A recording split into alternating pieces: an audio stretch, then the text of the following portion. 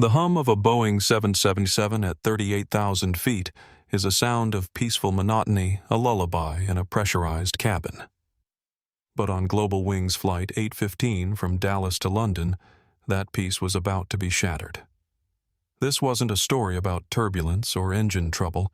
It was about a storm brewing inside the cabin. A storm of prejudice directed at a 17-year-old boy with a cello case in the overhead bin and a dream in his heart. "We serve paying customers first."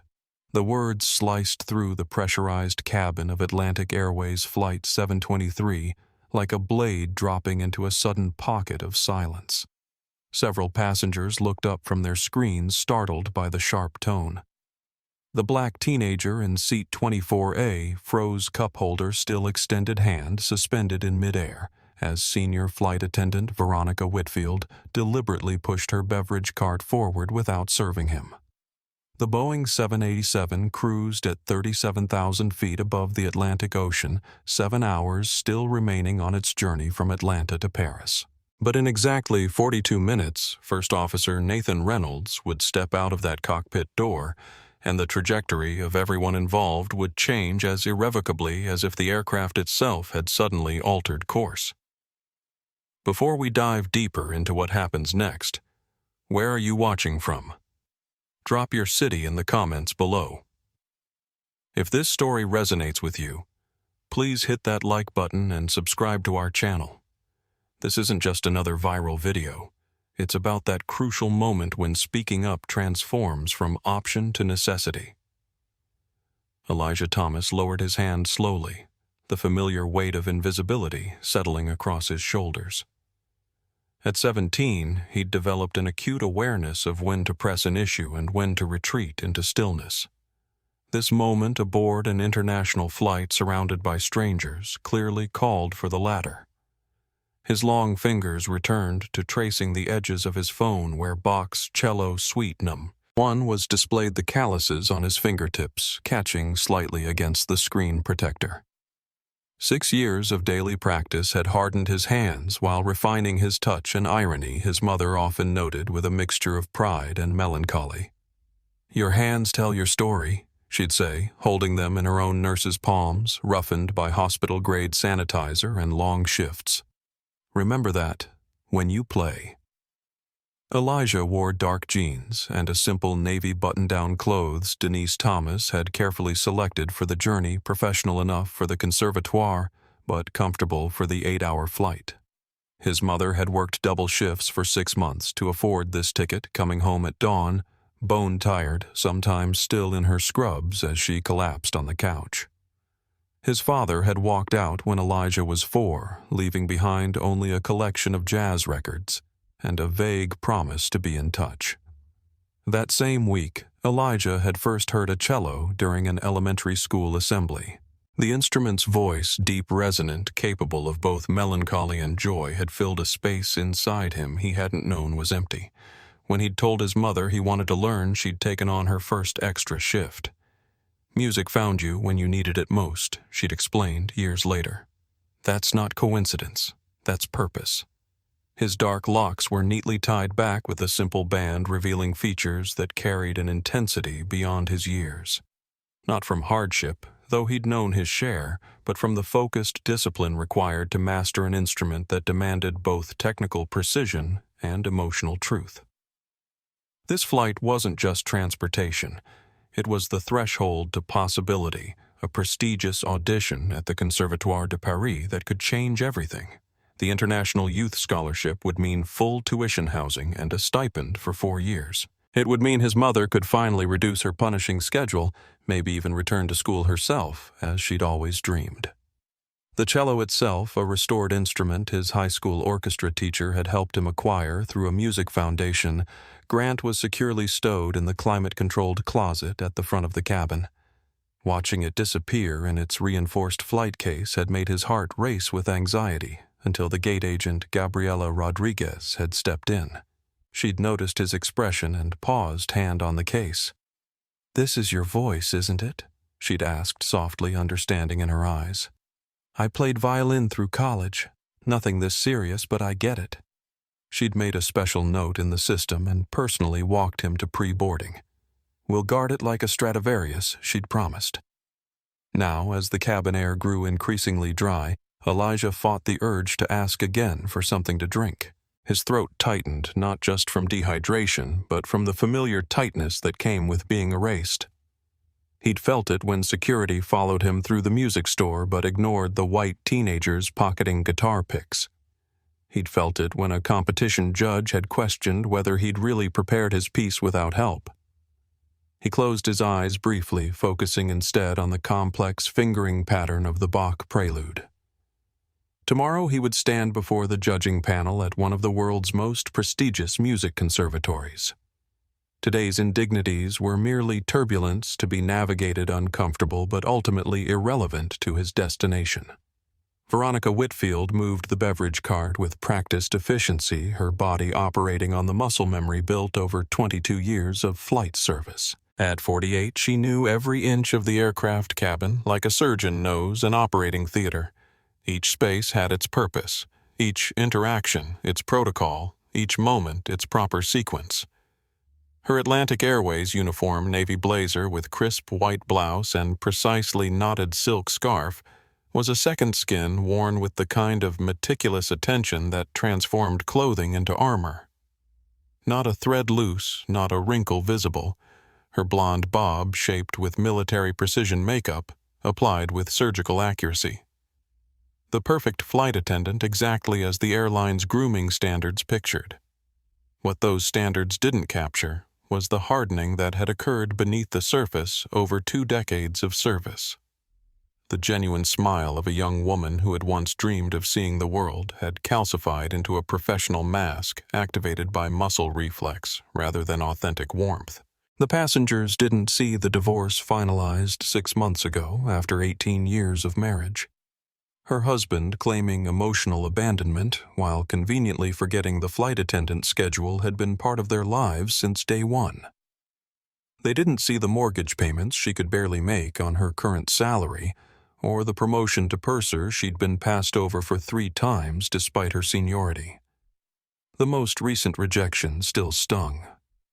"We're looking for someone who better represents Atlantic's forward-facing values," her supervisor had explained, avoiding direct eye contact, while delivering the news that Miguel Ramirez, 10 years her junior, with significantly less experience, would become the new purser instead. That night alone in her too big suburban house with its outdated kitchen her ex had always promised to renovate, she'd poured herself 3 fingers of bourbon and allowed the bitterness to surface.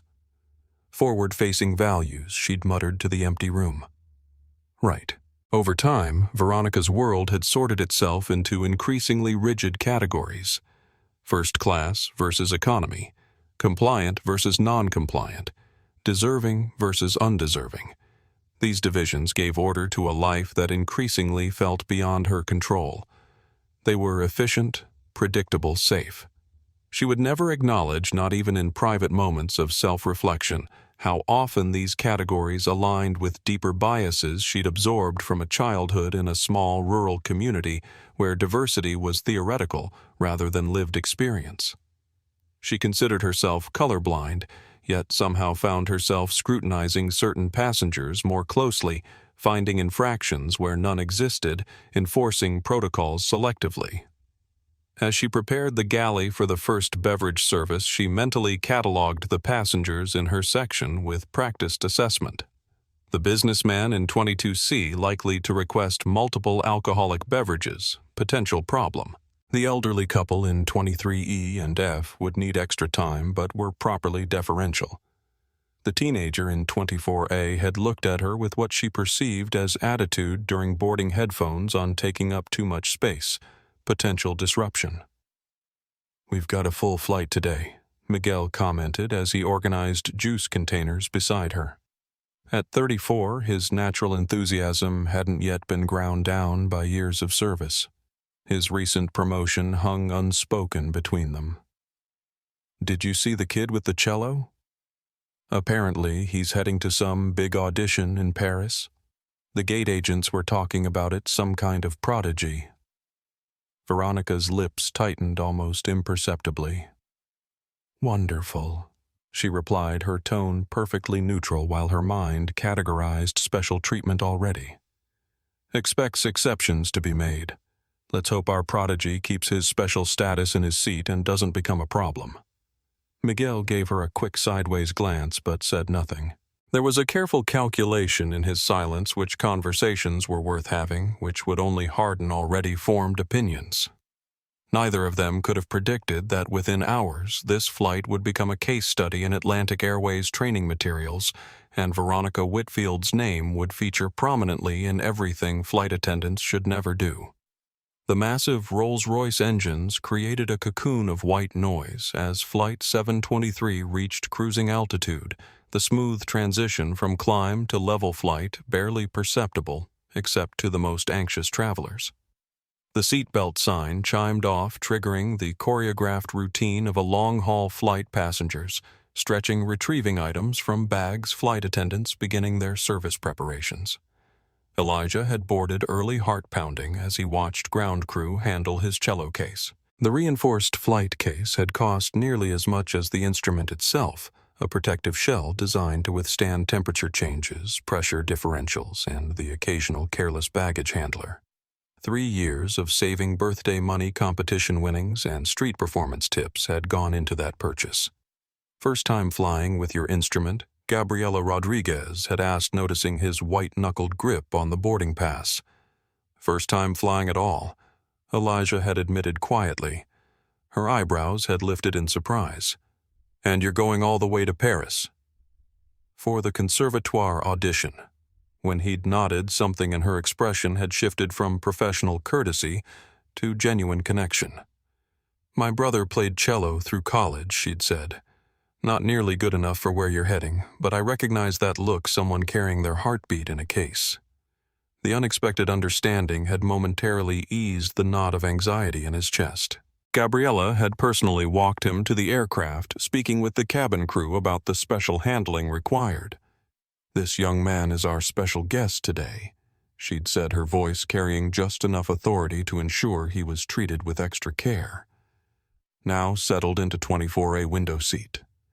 Elijah gazed at the impossible geography of clouds below.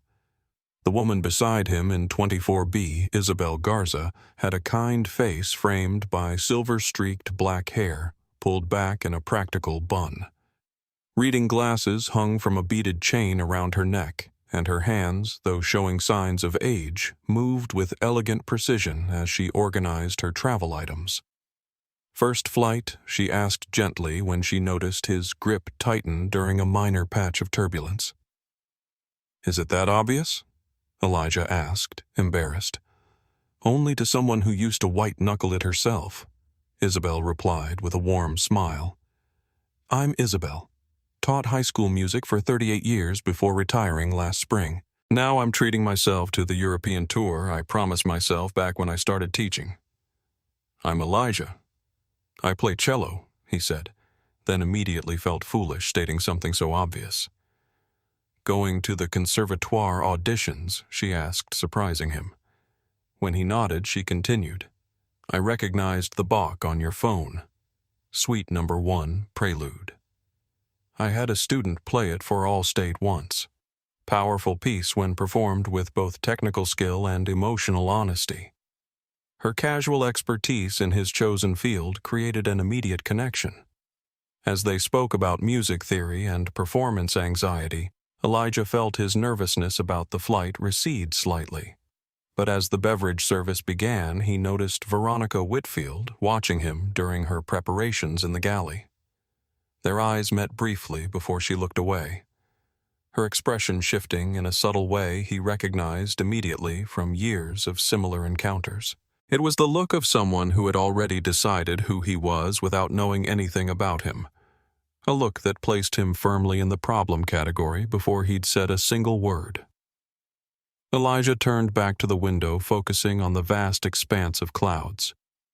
He'd navigated spaces where he wasn't welcome before.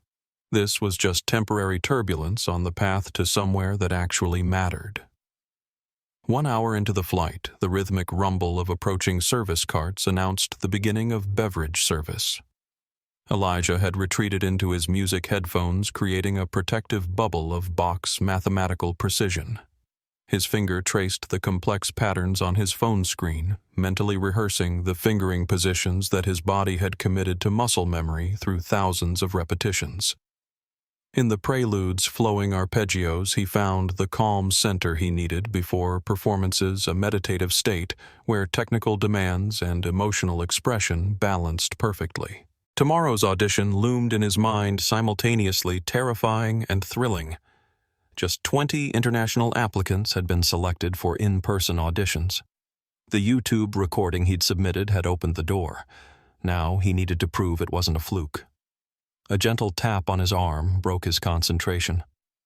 Isabel smiled apologetically. "Sorry to interrupt your practice, but they're asking what you'd like to drink," she said, nodding toward the aisle. Elijah removed his headphones, looking up to find Veronica Whitfield standing beside the beverage cart. Something in her posture, the slight stiffening when their eyes met, sent a familiar warning signal through his body. He'd felt it countless times before, that subtle shift when someone decided he didn't belong. "Could I have apple juice, please?" Elijah asked, his voice clear but deliberately modulated, not too loud, not too soft. Carefully neutral. The constant calibration of tone, volume, and expression was second nature now, an exhausting necessity he'd learned through painful experience. Veronica's gaze flickered over him, taking in his locks, his headphones, his youth, and something in her expression hardened imperceptibly. Without acknowledging his request, she turned to Isabel. "What can I get for you, ma'am?" she asked, her professional tone carrying a warmth noticeably absent when addressing Elijah. "I'd like tomato juice, please," Isabel replied. "And the young man here asked for apple juice." Veronica poured a cup of orange juice and handed it to Isabel. "We're running low on tomato juice. I need to save it for passengers who pre-ordered special meals." Without looking at Elijah again, she turned to the businessman across the aisle in 24C. "And for you, sir, we have a full selection available." The contrast in her tone from dismissive to accommodating in the space of seconds wasn't subtle. The businessman, James Wilson, glanced between Elijah and Veronica with a slight narrowing of his eyes before requesting club soda.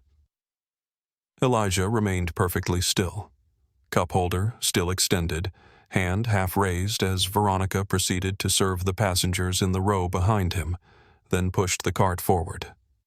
He slowly lowered his hand, feeling the familiar weight of invisibility settle across his shoulders. Isabel stared after Veronica, her expression shifting from confusion to dawning comprehension. "Did she just—" she began, then stopped, turning to Elijah. "Would you like me to call her back?" "No, thank you," Elijah replied automatically, the response practiced and immediate. He forced a small smile that didn't reach his eyes. "It's fine. I'm not that thirsty anyway." But as he returned to Bach's intricate patterns, the notes blurred slightly on the screen. The music that had centered him moments before now seemed distant, disconnected from the physical reality of sitting in seat 24A, having just been deliberately erased by someone with power over his basic comfort for the next 7 hours. It wasn't about the juice. It never was about whatever small thing was denied. It was about the message behind the denial. You don't matter. You don't deserve basic courtesy. You are less than. The first time he'd truly understood this distinction, he'd been 9 years old visiting a music store with his mother. While she'd spoken with the clerk about Rosen for his bow, he'd wandered toward the display of professional cellos drawn by their gleaming wood and perfect craftsmanship. He hadn't touched anything he'd known better, but the security guard had materialized instantly, hovering uncomfortably close, while ignoring the white children actually handling expensive violins nearby. When he'd told his mother later, confusion and hurt evident in his voice, she'd held him close for a long moment before carefully explaining a reality he'd need to navigate for the rest of his life. It's not fair, she'd acknowledged, her voice tight with controlled anger and sorrow. And it's not about you, not really. But you'll need to be twice as careful, twice as polite, twice as controlled as anyone else. now 13,000 feet above the Atlantic, Elijah. Thomas took a deep breath and returned to Bach, focusing on the mathematics of music where merit alone determined value. 36 minutes before everything would change on Flight 723, he retreated into the one space where he had always belonged unconditionally. 36 minutes before First Officer Reynolds would step through the cockpit door, Elijah struggled to recapture the focus that had been disrupted by the beverage service incident.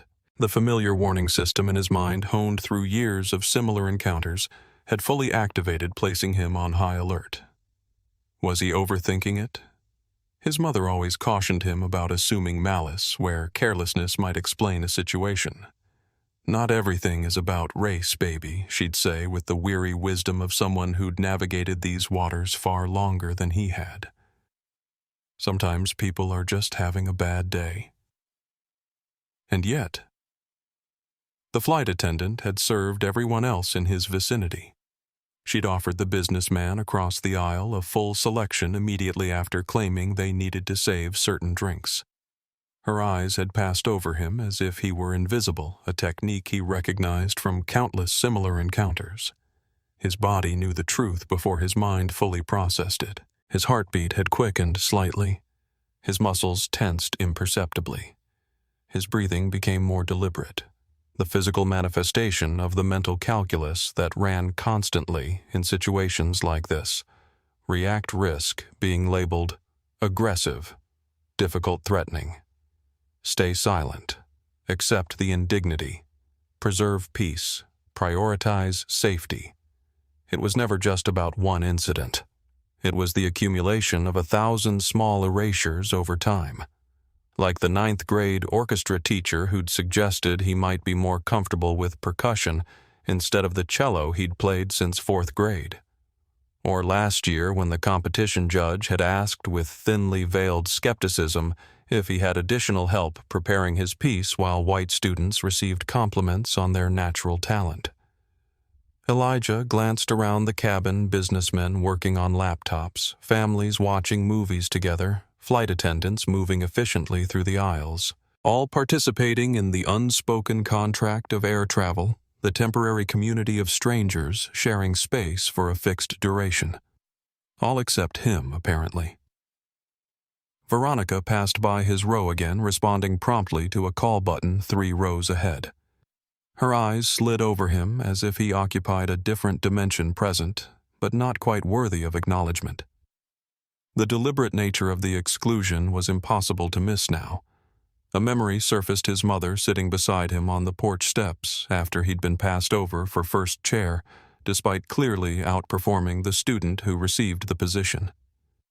"There will always be people who try to make you feel small," she'd said, her nurse's hands, strong, capable hands that had supported them both, resting on his shoulders.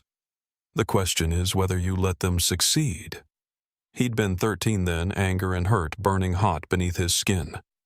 "So I'm just supposed to accept it. That's not fair." "No, baby, you're not supposed to accept it," she'd corrected gently.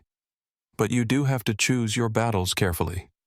Some are worth fighting immediately, others need a different approach. The most important thing is not to let anyone steal your music."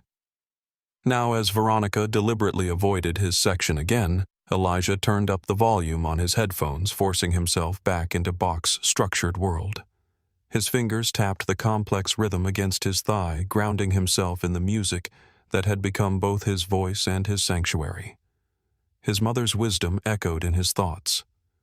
Don't let them live in your head rent-free. They're not worth the space.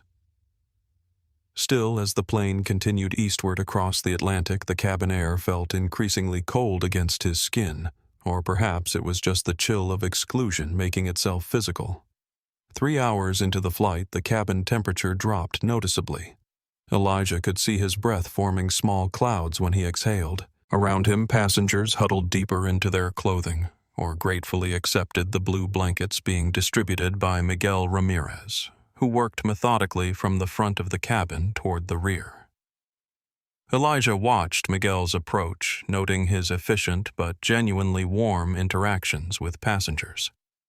When Miguel reached row 22, however, Veronica suddenly materialized beside him. "I'll take over this section," she said firmly, her voice carrying a note of authority that brooked no argument. "Captain needs to speak with you about the meal service timing." Miguel hesitated, glancing briefly toward Elijah's row before responding. "I can finish this aisle first." "I've got it." Veronica insisted, taking control of the blanket stack with a finality that ended the discussion. Miguel's expression flickered momentarily, a flash of something that might have been frustration or resignation before he nodded and headed toward the front of the aircraft. The exchange lasted mere seconds, but Elijah caught it with perfect clarity, recognizing the subtle power dynamics at play. His shoulders tensed involuntarily. The deliberate beverage skip could have been dismissed as oversight or coincidence. This direct intervention to ensure Veronica controlled service to his section eliminated that possibility.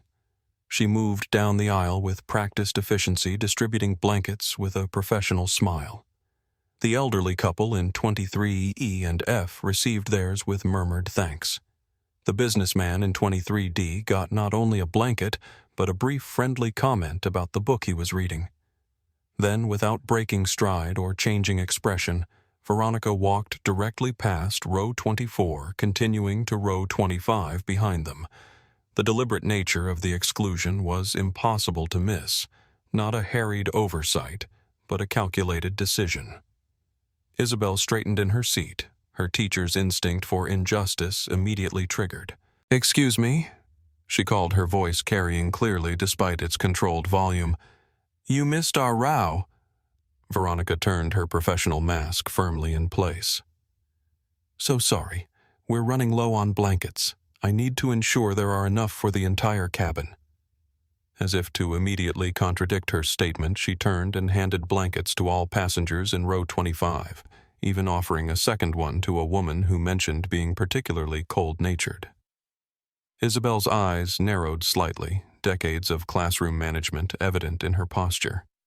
But before she could respond, Veronica had already moved to the next row, continuing her distribution while pointedly avoiding eye contact. The message was unmistakable. Some passengers deserved warmth and basic comfort. Others did not. Elijah sat perfectly still, arms crossed for warmth, focusing on his breathing. The cabin's chill seemed to intensify around him, specifically seeping through his clothes and into his skin. He'd dressed for Atlanta summer and Paris fall, not for the artificial winter of high-altitude cabin pressure. After 15 minutes of watching other passengers bundle comfortably under their blankets while his teeth threatened to chatter, he reluctantly pressed the call button above his seat. The small blue light illuminated, signaling his request for assistance. 5 minutes passed. 10, 15. Flight attendants, including Veronica, walked past, glancing up at the light but continuing without stopping. The call button, supposedly a direct line to service, had become yet another reminder of his categorization. Finally, after 20 minutes, when Elijah had almost given up, Veronica appeared beside his row. She stood in the aisle with arms crossed, her posture communicating clear impatience.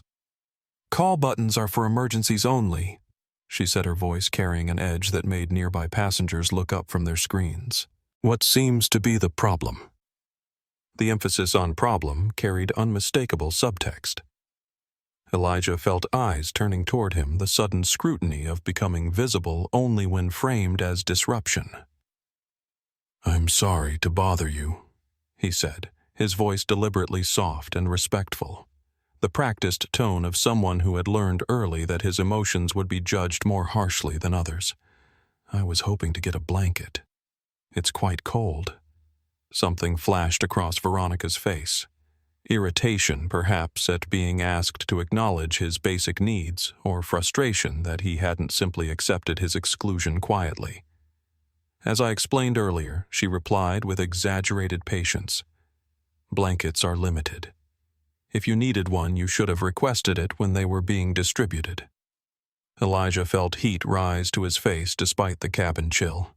His hands clenched briefly before he consciously relaxed them, the physical embodiment of the control he'd been taught was necessary for his safety. "But you didn't stop at our row during distribution." He pointed out, his voice still calm but firm, walking the razor's edge between self-advocacy and what could be labeled as attitude. For a split second, Veronica's professional mask slipped, revealing the cold calculation beneath. Then it snapped back into place, her smile tightening.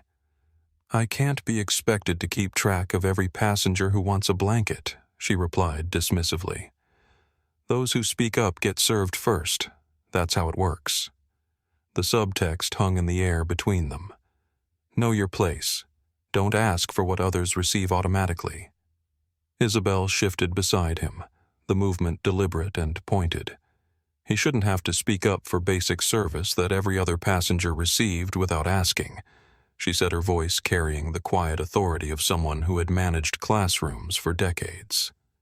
Veronica's smile remained fixed, but her eyes hardened. Perhaps next time he'll learn to be more assertive. Without waiting for response, she reached up and switched off the call button, then turned and walked away, leaving Elijah sitting in the cold hands, now trembling slightly from both temperature and the effort of containing his reaction. Isabel turned to him, outrage evident in her expression. "That was completely inappropriate," she said quietly. "Would you like me to speak with the lead attendant?" "No, thank you," Elijah said automatically, the response ingrained through years of similar moments. "I'll be fine." He would be fine because he had to be, because anything else would risk escalation, would potentially compromise his arrival in Paris or his audition.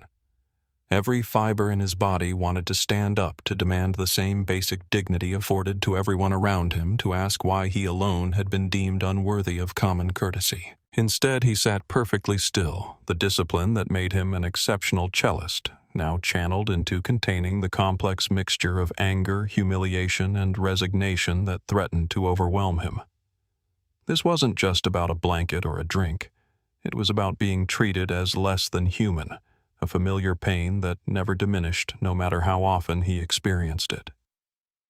Isabel watched him with the perceptive gaze of someone who had taught thousands of young people. After a moment, she silently removed her own blanket and offered half of it, creating a shared space of warmth between them. Sometimes, she said quietly, refusing to accept injustice means allowing others to help when they offer.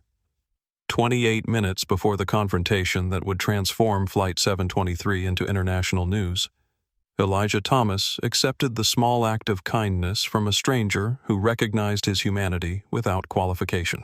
The gesture was simple but profound, a counterbalance to the deliberate exclusion he had experienced, a reminder that while some might try to make him invisible, others still saw him clearly.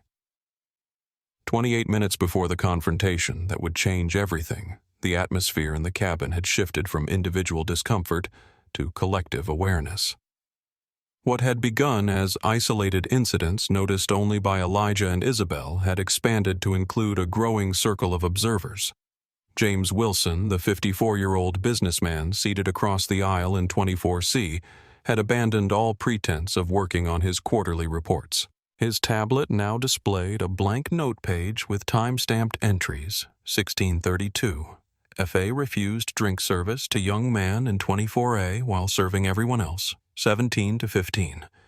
Same, FA intercepts other crew member to prevent blanket distribution to 24A, 1740.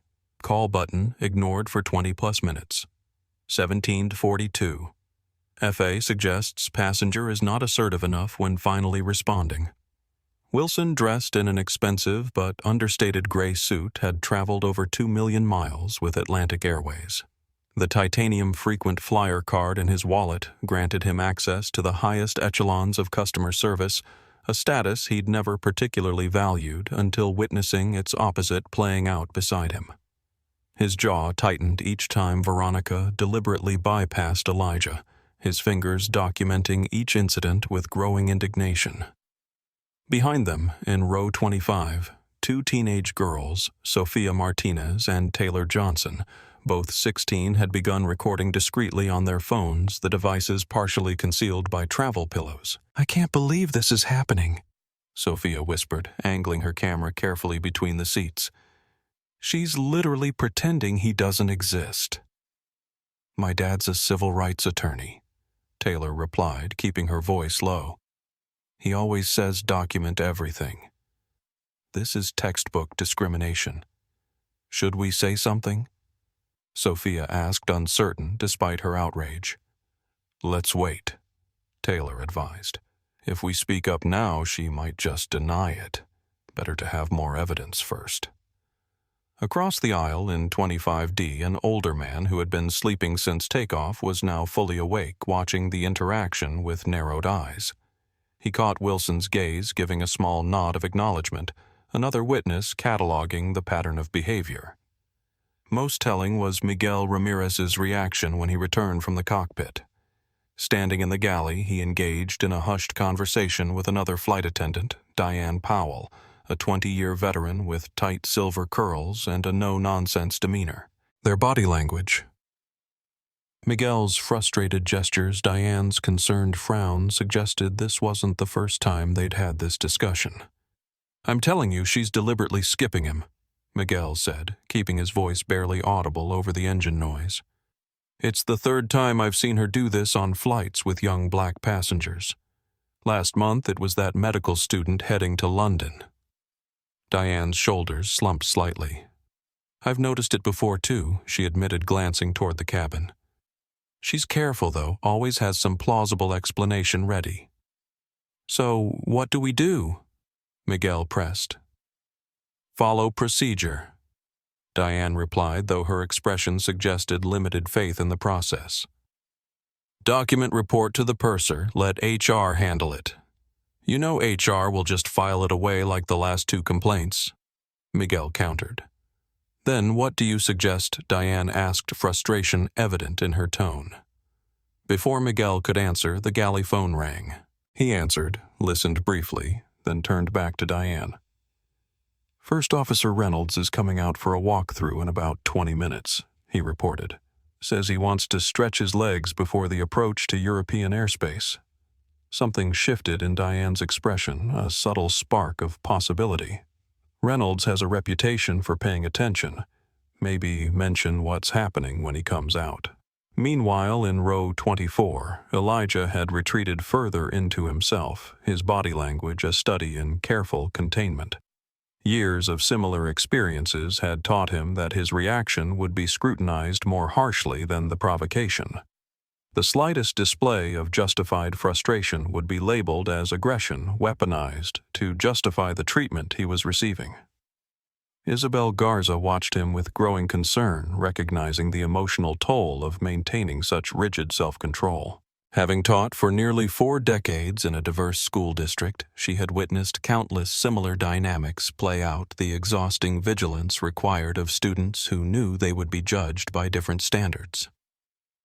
You know, she said quietly, keeping her voice between just the two of them in 38 years of teaching, I saw this kind of behavior more times than I care to remember. It never got easier to watch. She adjusted the shared blanket, ensuring Elijah had equal coverage. The hardest lessons I learned weren't in books, they were about when to speak up. I always regretted the times I stayed silent. Elijah met her gaze, a flicker of genuine connection passing between them. My mom says something similar, he acknowledged. She tells me to pick my battles carefully, that some are worth fighting even if they're uncomfortable. Your mother sounds like a wise woman, Isabel replied. Is this one of those battles, Elijah? He considered the question, his fingers unconsciously tapping the balk, fingering pattern against his thigh, a self-soothing gesture that grounded him in his purpose. The conservatoire audition loomed in his mind, the culmination of years of sacrifice and preparation. Any disruption could affect his performance, his focus, his future. And yet, I don't know yet, he admitted finally, his voice barely above a whisper. But I think we're about to find out. 17 minutes remained until the cockpit door would open. 17 minutes until First Officer Nathan Reynolds would step into a situation where the atmospheric pressure had nothing to do with altitude and everything to do with accumulated injustice reaching its breaking point. Inside the cockpit of Flight 723, First Officer Nathan Reynolds monitored the aircraft's systems with the focused attention that had become second nature during his 15 years of flight experience. The Boeing 787's advanced displays showed normal operations across all parameters: fuel consumption, engine performance, navigation systems, all functioning exactly as designed. At 38, Nathan carried himself with the quiet confidence of someone who had earned his position through both technical excellence and personal integrity. His Atlantic Airways uniform fit his athletic frame perfectly, 4 gold stripes on each epaulette gleaming under the cockpit lights. The neatly trimmed beard and short-cropped hair framed features that reflected both discipline and compassion qualities that had made him one of the airline's most respected officers. Before joining commercial aviation, Nathan had served 12 years as an Air Force pilot, including 3 tours flying transport missions in conflict zones where split-second decisions often carried life-or-death consequences. The military had taught him technical precision. Experience had taught him that true leadership often emerged in unexpected moments that tested character rather than procedures. Weather report shows some moderate turbulence about 2 hours ahead, commented Captain William Baker, a 56-year-old veteran pilot with thinning gray hair and reading glasses perched on his nose. Nothing serious, but we'll want to have the cabin secured before then. Noted. Nathan replied, making a small adjustment to the flight management system. I'll head back after we pass the 40 West longitude marker. Good time for a break before we hit the rough air. What Nathan didn't mention was that he'd been monitoring more than just the weather and fuel consumption. For the past hour, he'd been aware of unusual patterns in the cabin service reports appearing on his display. The galley phone had rung more frequently than normal, with flight attendants requesting reassignments of duties. The cabin service progress indicators showed irregular timing, beverage service taking longer in some sections, meal distribution falling behind schedule in others. Most pilots would ignore these subtle signals, focusing solely on flying the aircraft. But Nathan had learned in the Air Force that situational awareness extended beyond the cockpit. The cabin was part of his command responsibility, even if flight attendants reported through a different chain. He'd also noticed something specific, an unusual number of communications specifically mentioning row 24. Nothing urgent. Nothing requiring immediate intervention, but enough to register as a pattern worth investigating. 19 years earlier, Nathan Reynolds had been seated in row 16D on a commercial flight from Chicago to Seattle, traveling in his newly issued Air Force uniform. The flight attendant had scrutinized his military ID with visible suspicion, questioned his seat assignment repeatedly, and forgotten to serve him during a 5-hour flight. When he'd finally pressed his call button after 2 hours without service, she'd returned with a supervisor who asked if he was creating a disturbance. No one had spoken up then. No one had recorded the incident or challenged the treatment. He'd sat silently burning with humiliation and anger, swallowing the injustice, because there had seemed no alternative as a 19-year-old black man in uniform being eyed with suspicion by an entire cabin. That memory, usually kept carefully compartmentalized, surfaced briefly as he noted another cabin alert referencing row 24. "I think I'll take that break now," Nathan said, checking that all systems were stable. "Something feels off about the cabin service pattern. I want to check it personally." Captain Baker nodded without looking up from his instruments. "Take your time. I've got things covered here." As Nathan unstrapped from his seat and prepared to exit the cockpit, he had no idea that his next actions would not only change the course of Flight 723, but would establish a new standard for airline response to discrimination that would eventually bear his name. Before opening the door, he paused for a fraction of a second, straightening his uniform jacket, a habitual gesture that reflected not vanity, but preparation. Something in his gut told him this wasn't going to be a routine cabin check. Years of military experience had taught him to trust that instinct. The cockpit door unlocked with a distinctive hydraulic sound. Nathan Reynolds stepped into the forward cabin unaware that he was about to face not a technical emergency but a human one that would test the true meaning of his command responsibility. 3 hours into the flight, the meal service began. The aroma of warmed food filled the cabin as flight attendants efficiently distributed trays throughout the aircraft. Miguel Ramirez worked methodically, moving down the aisle with a cart containing prepared meal trays. "Chicken or pasta today?" he asked as he reached row 23, offering a genuine smile that created momentary warmth in the institutional process of feeding hundreds of people in a metal tube hurtling through the stratosphere. The couple in 23E and F both chose pasta, while the businessman in 23D opted for chicken. Miguel served each with equal attention, taking a moment to ensure they had everything they needed before moving to the next row. When he arrived at row 24, he greeted Elijah and Isabel warmly. "Good evening. Would either of you prefer chicken or pasta for dinner?" Before either could answer, Veronica materialized beside the cart, as if she'd been monitoring Miguel's progress through the cabin specifically. Her appearance was so sudden that several passengers looked up in surprise. "Miguel, you're needed in first class," she stated flatly. "Diane needs immediate assistance with a passenger issue." Miguel hesitated, glancing between Veronica and Elijah with obvious concern. The conflict played across his face professional obligation versus what he clearly recognized as deliberate interference. "I can finish this section first." He began, his tone carefully respectful despite the evident tension. "It's urgent." Veronica cut him off, her voice carrying a warning edge that transcended their relative positions. "I'll cover this section. Go now." The unspoken power dynamic hung in the air between them.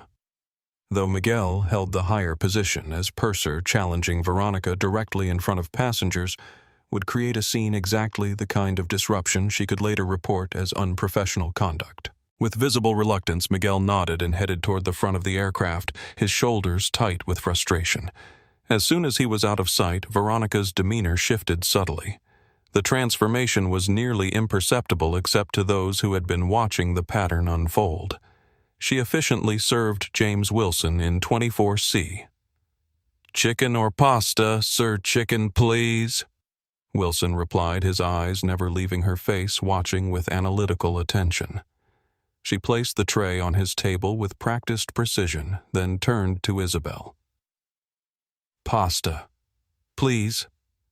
Isabel requested, her tone deliberately neutral while her eyes communicated clear awareness of what was happening.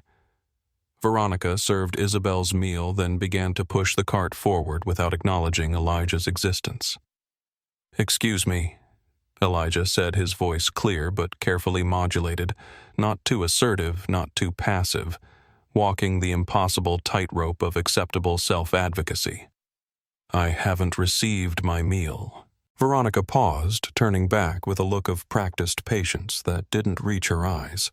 Something flickered across her face, irritation that he hadn't simply accepted his invisibility.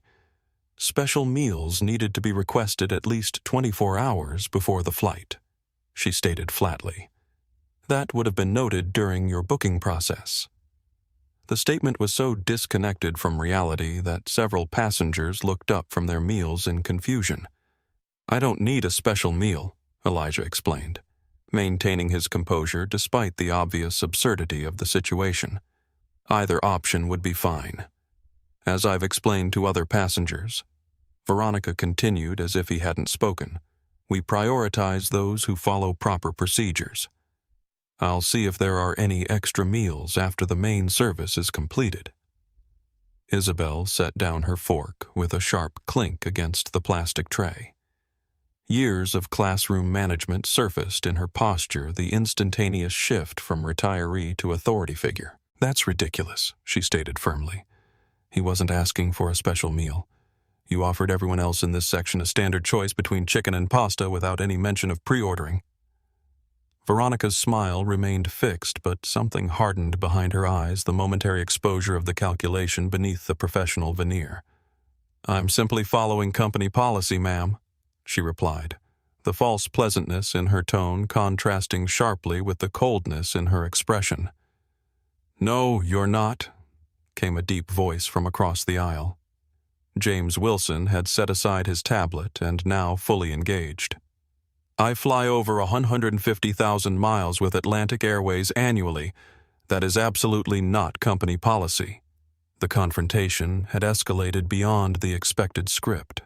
Veronica had clearly anticipated that Elijah would accept the denial quietly, that any witnesses would remain passive.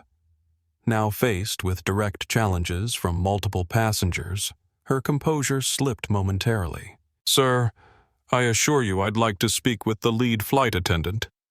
Wilson interrupted firmly. "Immediately. I am the senior attendant in this cabin section," Veronica replied, her voice tight with barely controlled anger at being questioned. "Then I'd like to speak with your supervisor," Wilson countered. "This young man has been systematically denied service since takeoff. I've documented every instance." A murmur spread through nearby rows as more passengers turned their attention to the confrontation. The teenagers in row 25 continued recording their phones, now more openly visible as the situation escalated beyond subtle documentation. Elijah sat perfectly still, his expression carefully neutral despite the storm of emotions within. This was exactly the kind of situation his mother had warned him about, the kind that could escalate unpredictably, the kind where he would inevitably be cast as the aggressor regardless of his actual behavior. "Please," he said quietly, a note of genuine concern in his voice. "It's not necessary. I don't want to cause any trouble." The words carried the weight of a lifetime of similar moments, the learned response of prioritizing safety over dignity, of absorbing injustice to avoid worse consequences. His hands remained perfectly still in his lap, his breathing deliberately controlled. "You're not causing the trouble, young man," Wilson replied without taking his eyes off Veronica. "And sometimes trouble is exactly what's needed when people are being mistreated." The businessman's statement, delivered with the confidence of someone unaccustomed to having his presence questioned, shifted the dynamic further. Other passengers were now openly watching, some with expressions of concern, others with dawning recognition of what they were witnessing. Veronica's face flushed slightly, the professional mask slipping further. "If you continue to disrupt the cabin service, sir, I'll be forced to report this to the captain." "Please do," Wilson responded with calm certainty. "I'd welcome that conversation." 17 minutes remained until the cockpit door would open. The tension in row 24 had become a gathering storm that would soon engulf the entire aircraft. The standoff between Veronica and James Wilson had created a ripple effect throughout the surrounding rows.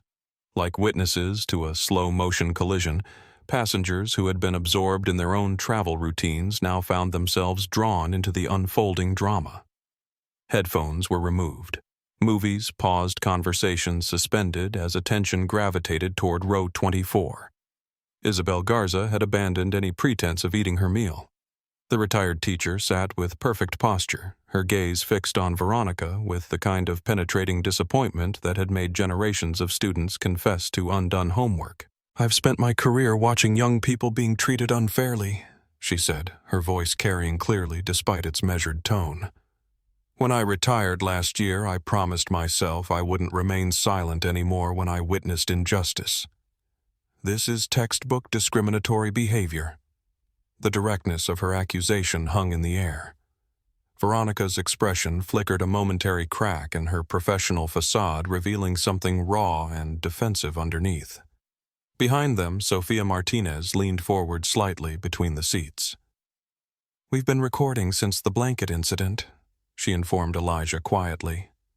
"My dad says documented discrimination can't be dismissed as misunderstanding."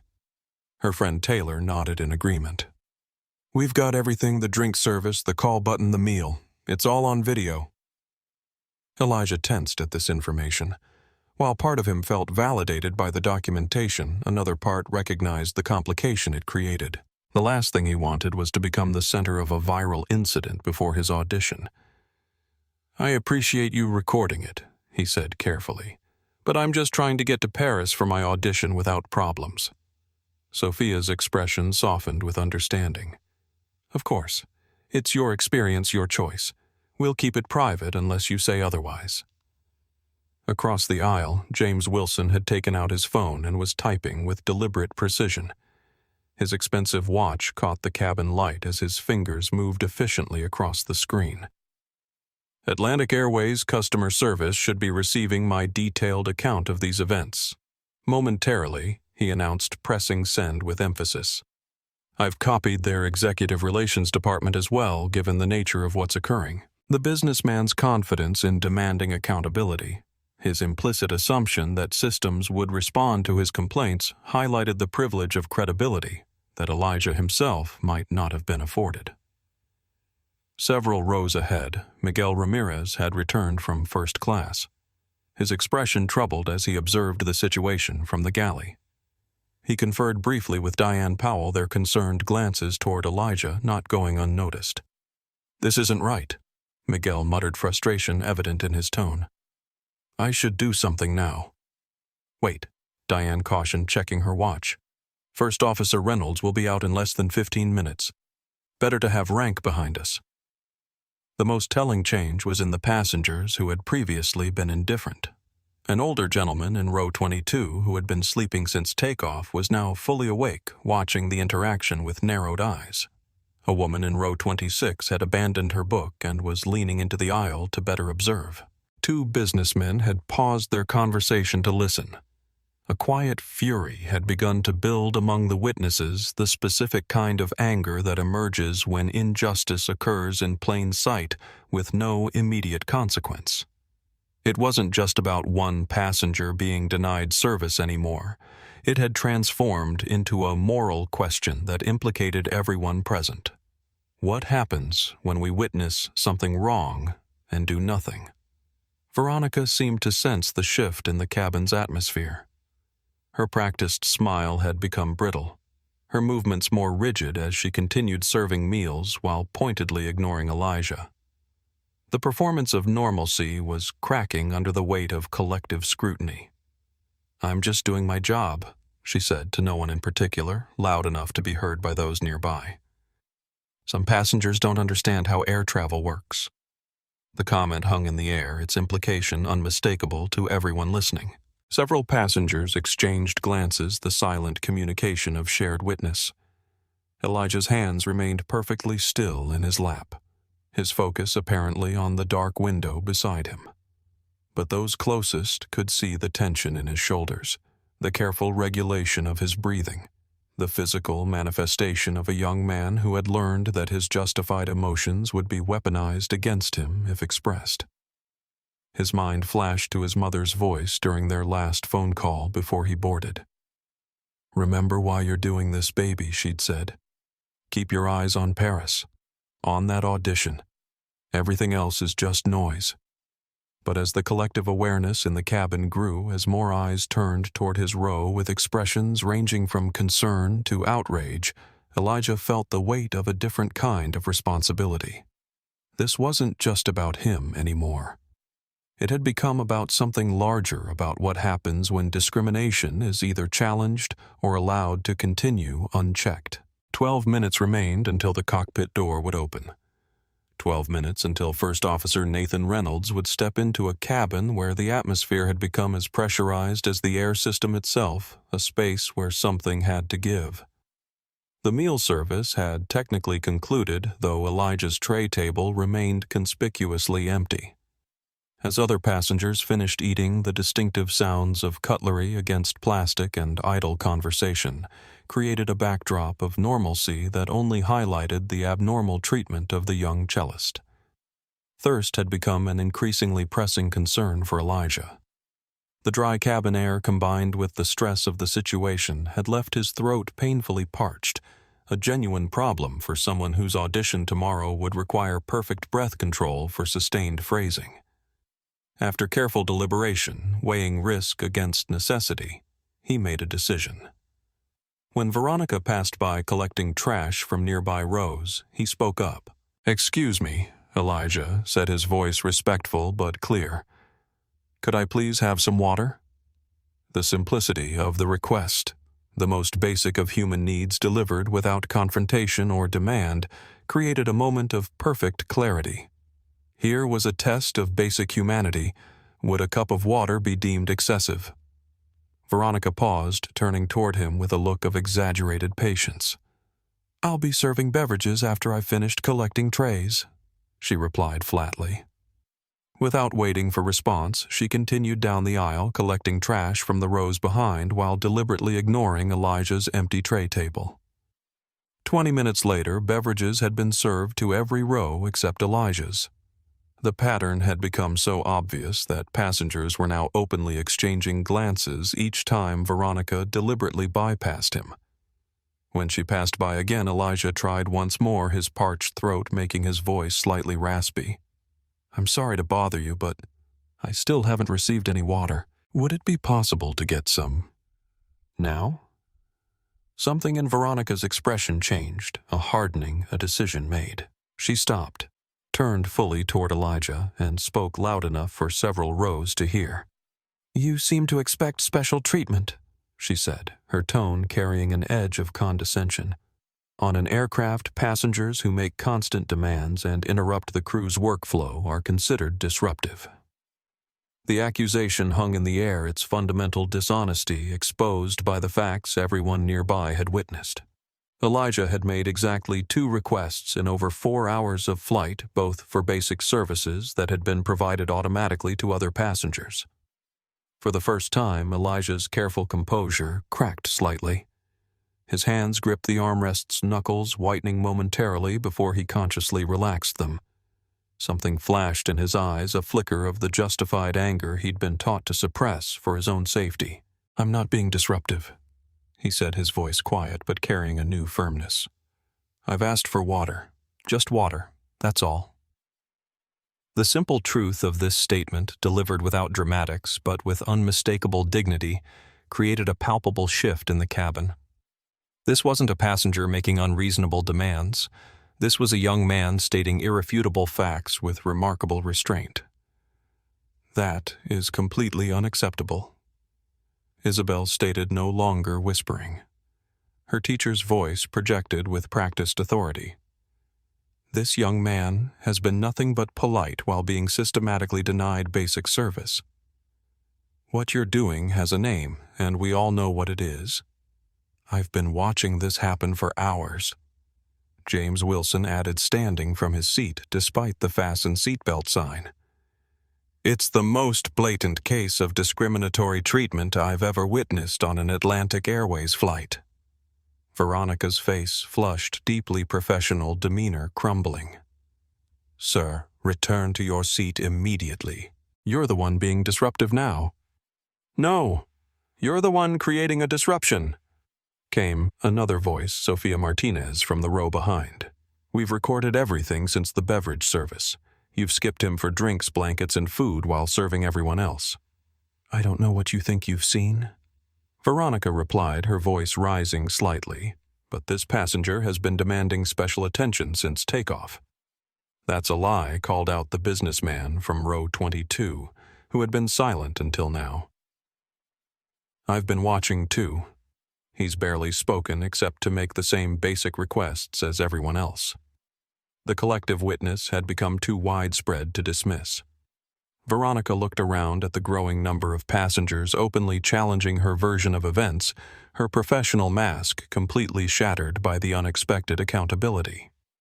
Something shifted in her expression, a realization that she had miscalculated perhaps, or a doubling down on her position. Either way, what happened next crossed a line that transformed the situation from troubling to untenable. "This section is for passengers who respect our policies," she said, her voice taking on a harder edge as she looked directly at Elijah. "If you find the service unsatisfactory, perhaps you'd be more comfortable elsewhere on the aircraft." The implication was unmistakable. A collective gasp rippled through the nearby rows. Elijah felt his chest tighten, a lifetime of similar moments collapsing into this single instance of blatant prejudice. The suggestion that he should be relocated, segregated on an international flight in 2025 momentarily stunned him into silence. Then, with deliberate control, he straightened in his seat and met Veronica's gaze directly. "I belong exactly where my boarding pass placed me," he said, his voice steady despite the emotion underlying it. "I have the same right to service as every other passenger on this aircraft." The simple dignity of his response, the refusal to be diminished, created a moment of perfect clarity for everyone witnessing the exchange. This wasn't about customer service or airline protocols. This was about fundamental human dignity. As Veronica opened her mouth to respond, to escalate, or backtrack, it wasn't clear which the distinctive sound of the cockpit door unlocking echoed through the cabin. First Officer Nathan Reynolds was about to enter a situation that had reached its breaking point, where the accumulated tension of hours of discrimination had created an atmosphere as volatile as it was unjust. The cockpit door swung open with a distinctive hydraulic hiss.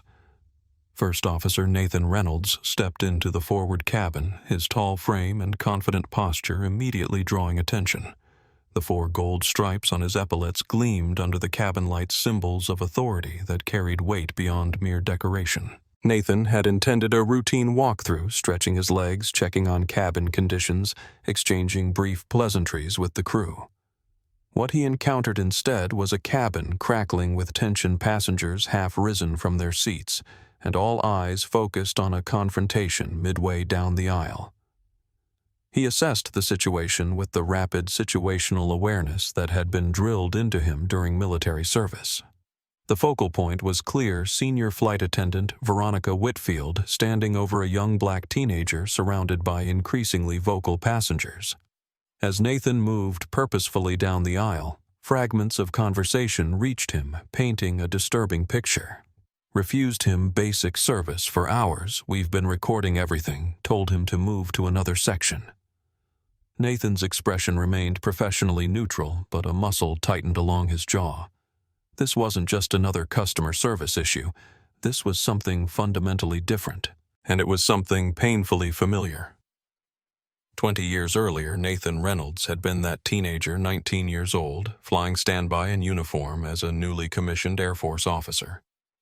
The flight attendant had scrutinized his military ID with suspicion, questioned his seat assignment repeatedly, and forgotten to serve him during a 5-hour flight. When he'd finally pressed his call button after 2 hours without service, she'd returned with a supervisor who asked if he was creating a disturbance. No one had spoken up then. No one had recorded the incident or challenged the treatment. He'd sat silently, burning with humiliation and anger, swallowing the injustice, because there had seemed no alternative. That memory, usually kept carefully compartmentalized, surged forward as he approached row 24. But this wasn't 20 years ago. This was now, and Nathan Reynolds was no longer powerless. "What seems to be the situation here?" he asked, his deep voice carrying a natural authority that immediately shifted the cabin's focus. The question created a momentary silence, the calm center of the storm. Veronica straightened, relief flashing across her face at the appearance of perceived backup. "First Officer Reynolds." She began, her voice regaining some professional polish. "I was just explaining our service protocols to this passenger who's been disruptive throughout the flight." Nathan looked at the young man in question, composed, clearly uncomfortable, maintaining remarkable dignity despite the obvious tension surrounding him. Then he scanned the nearby passengers, an elderly woman radiating indignation, a businessman with an expression of controlled anger, teenagers with phones partially concealed documenting everything. "I see," Nathan replied neutrally. "And what specifically has this passenger done that qualifies as disruptive?" The simple, direct question cut through the pretense. Veronica hesitated, her rehearsed narrative suddenly sounding hollow even to her own ears when faced with direct questioning. "He's been making excessive demands, interrupting service," she began, but the weakness of the accusation was evident in her faltering tone. "That is absolutely false," interrupted Isabel Garza, unable to contain herself any longer. "This young man has been systematically denied service that every other passenger received automatically. He hasn't been served a drink, a blanket, or a meal in over 4 hours of flight." "I've documented each incident," added James Wilson, holding up his phone. "Times, specific actions, witness statements. This isn't a misunderstanding. It's a clear pattern." Nathan nodded once, taking in the information without immediately responding. He turned to the young man who had remained silent throughout the exchange. "Sir, may I ask your name?" His tone was respectful, the same he would use addressing any adult passenger. "Elijah Thomas, sir," came the quiet response. "Mr. Thomas, would you mind telling me your experience of this flight so far?" Nathan asked deliberately, creating space for Elijah to speak for himself. The cabin fell silent as Elijah recounted the series of incidents: the skipped beverage service, the denied blanket, the refused meal, and finally the suggestion that he relocate to another section of the aircraft. His voice remained steady, his account factual without embellishment or accusation. As he listened, Nathan's expression remained professional, but something shifted in his eyes, a recognition, a decision forming. When Elijah finished speaking, Nathan turned to the other passengers in the vicinity. "Has anyone else observed these incidents?" he asked simply. Hands rose throughout the surrounding rows, not just Isabel and Wilson, but at least 12 other passengers, including the teenagers, recording the previously sleeping gentleman, and several people who had remained silent until now. Miguel Ramirez stepped forward from where he had been watching in the galley.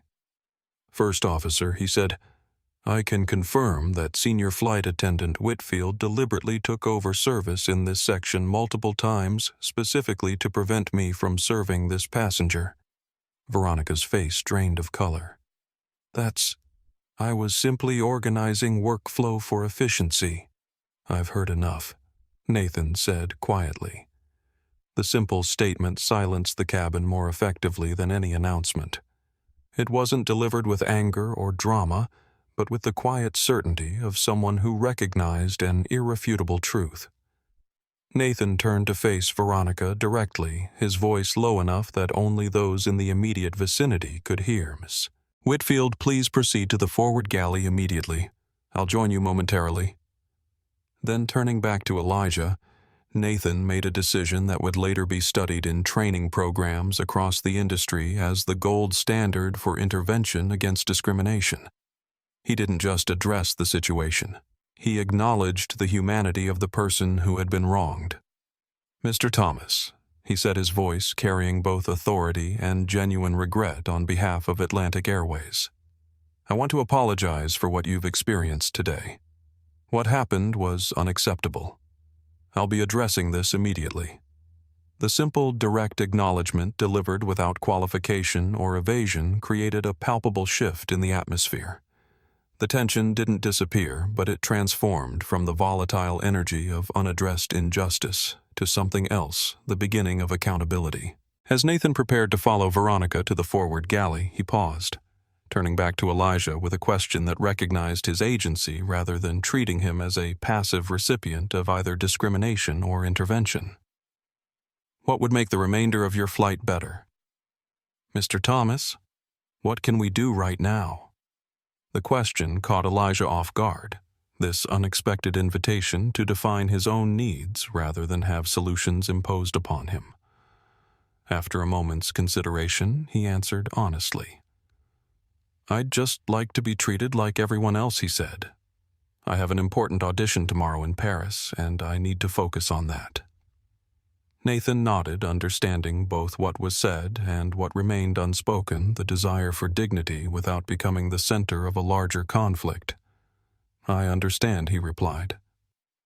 "Mr. Ramirez will ensure you receive proper service for the remainder of the flight. If you need anything at all, please don't hesitate to let him know." With that, Nathan headed toward the forward galley where Veronica waited, leaving behind a cabin forever changed by the simple act of someone with power choosing to use it justly. In the confined space of the forward galley, First Officer Nathan Reynolds stood facing Veronica Whitfield. His posture was relaxed but purposeful, creating a stark contrast to Veronica's rigid defensiveness. Diane Powell positioned herself nearby her presence, ensuring both procedural correctness and witness accountability. Ms. Whitfield Nathan began his voice low enough to remain private, but carrying unmistakable authority. I need to understand exactly what happened with Mr. Thomas. Veronica's chin lifted slightly.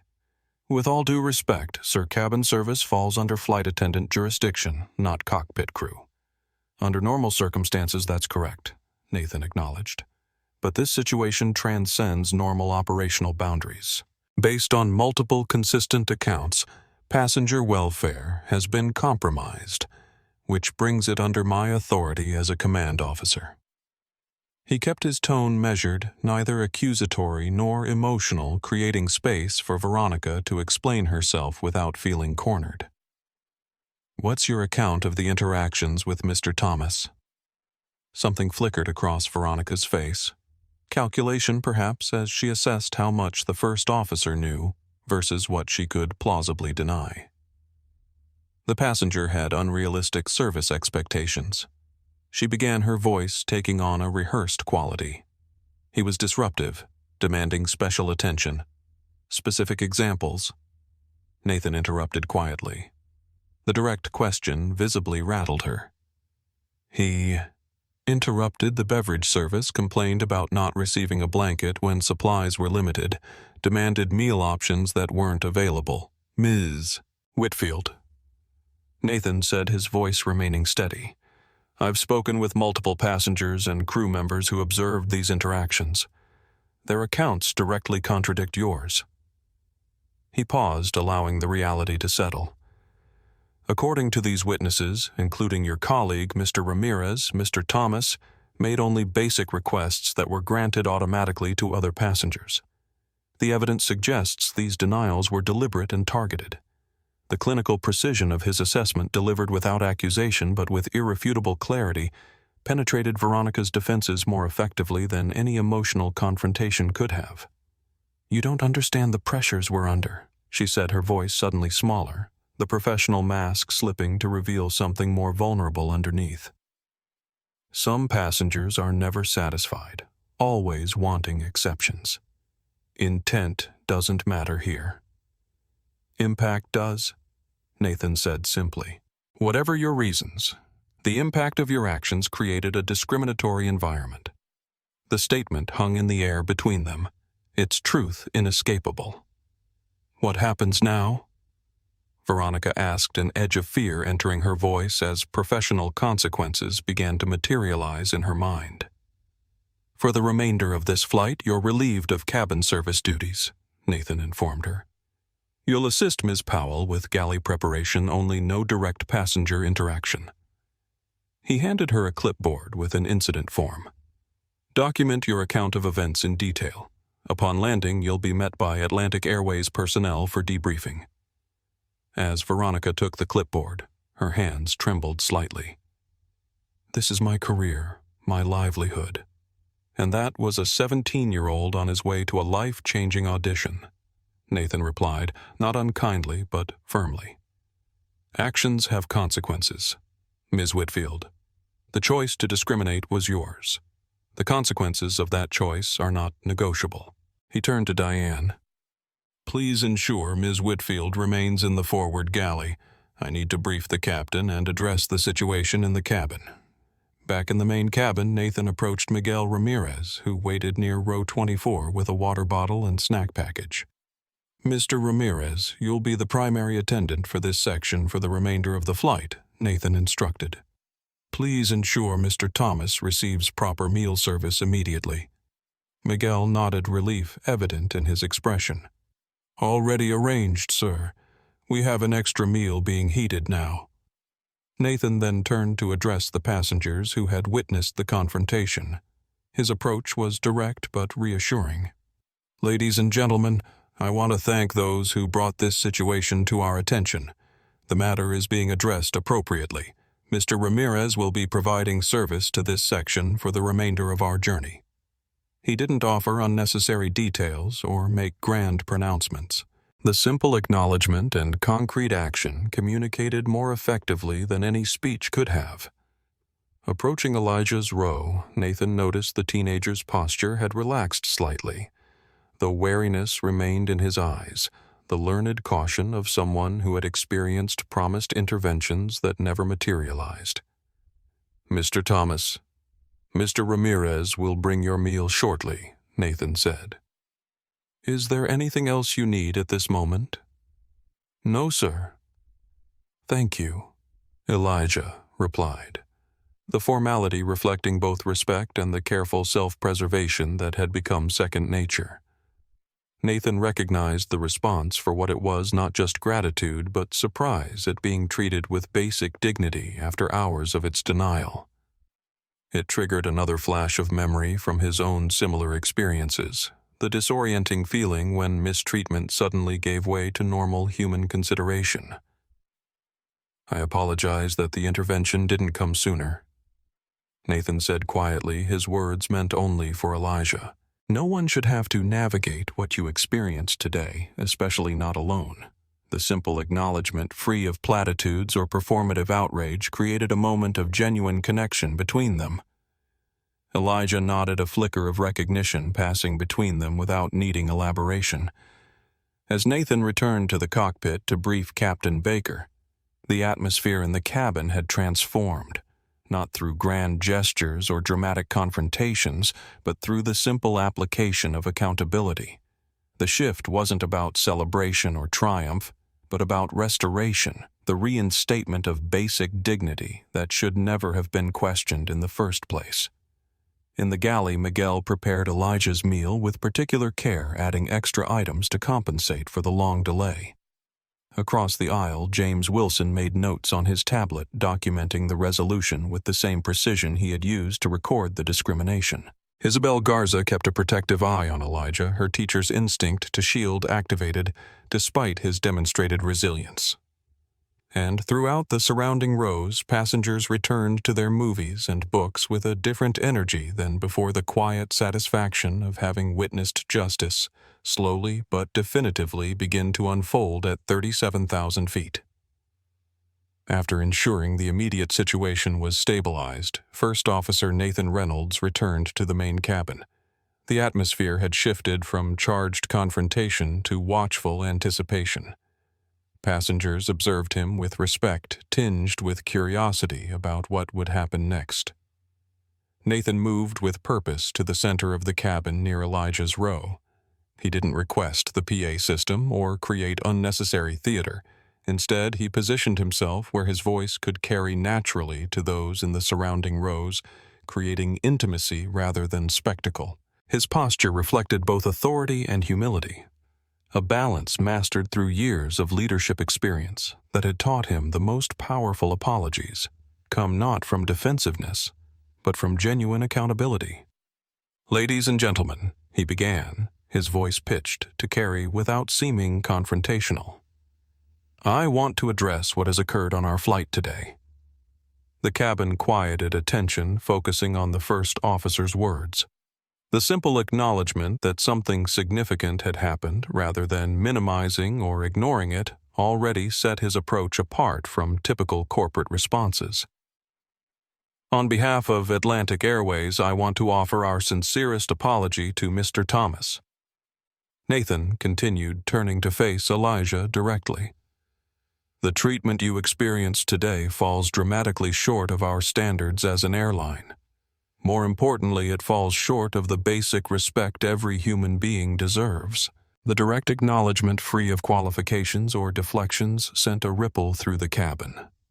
Airline representatives typically avoided specific admissions, yet here was a senior crew member unequivocally recognizing what had happened. What occurred was wrong, Nathan stated simply. "There is no policy, procedure, or circumstance that justifies the treatment you received. I am deeply sorry this happened on our aircraft under our care." Elijah sat perfectly still, the unexpected validation washing over him. Throughout his life, incidents of discrimination had been minimized, explained away, or simply denied. Now, a figure of authority was not only acknowledging the reality of his experience, but apologizing for it without reservation. To everyone who spoke up, Nathan continued addressing the broader cabin thank you. Your willingness to intervene represents the best of our shared humanity. He didn't lecture or moralize. He simply acknowledged the courage it took to break the silent complicity that often allows discrimination to continue unchecked. An apology without action is meaningless, he stated. So let me tell you what happens next. First, immediate steps have been taken to ensure Mr. Thomas receives proper service for the remainder of this flight. Second, I've initiated a formal incident report that will trigger an automatic review by our leadership team.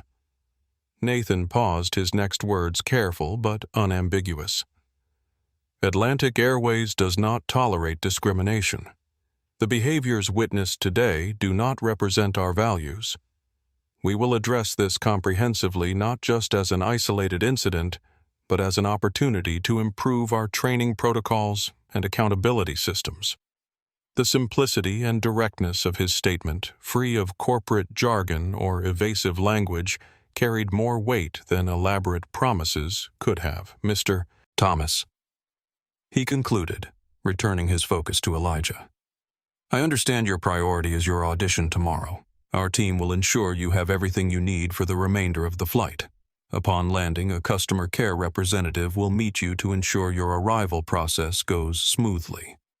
He extended his hand, a simple gesture that recognized Elijah as an equal deserving of respect rather than a problem to be managed. Thank you for your extraordinary grace under difficult circumstances, Nathan said as they shook hands. I wish you every success with your audition. Elijah nodded, still processing this unexpected turn of events. Thank you, sir, he replied quietly. As Nathan returned toward the forward cabin, passengers exchanged glances, not of shock or outrage, but of quiet acknowledgement. They had witnessed something rare: accountability delivered with both authority and humanity, neither minimizing the offense nor creating unnecessary drama. Small conversations resumed throughout the cabin, many centering on what they had just witnessed.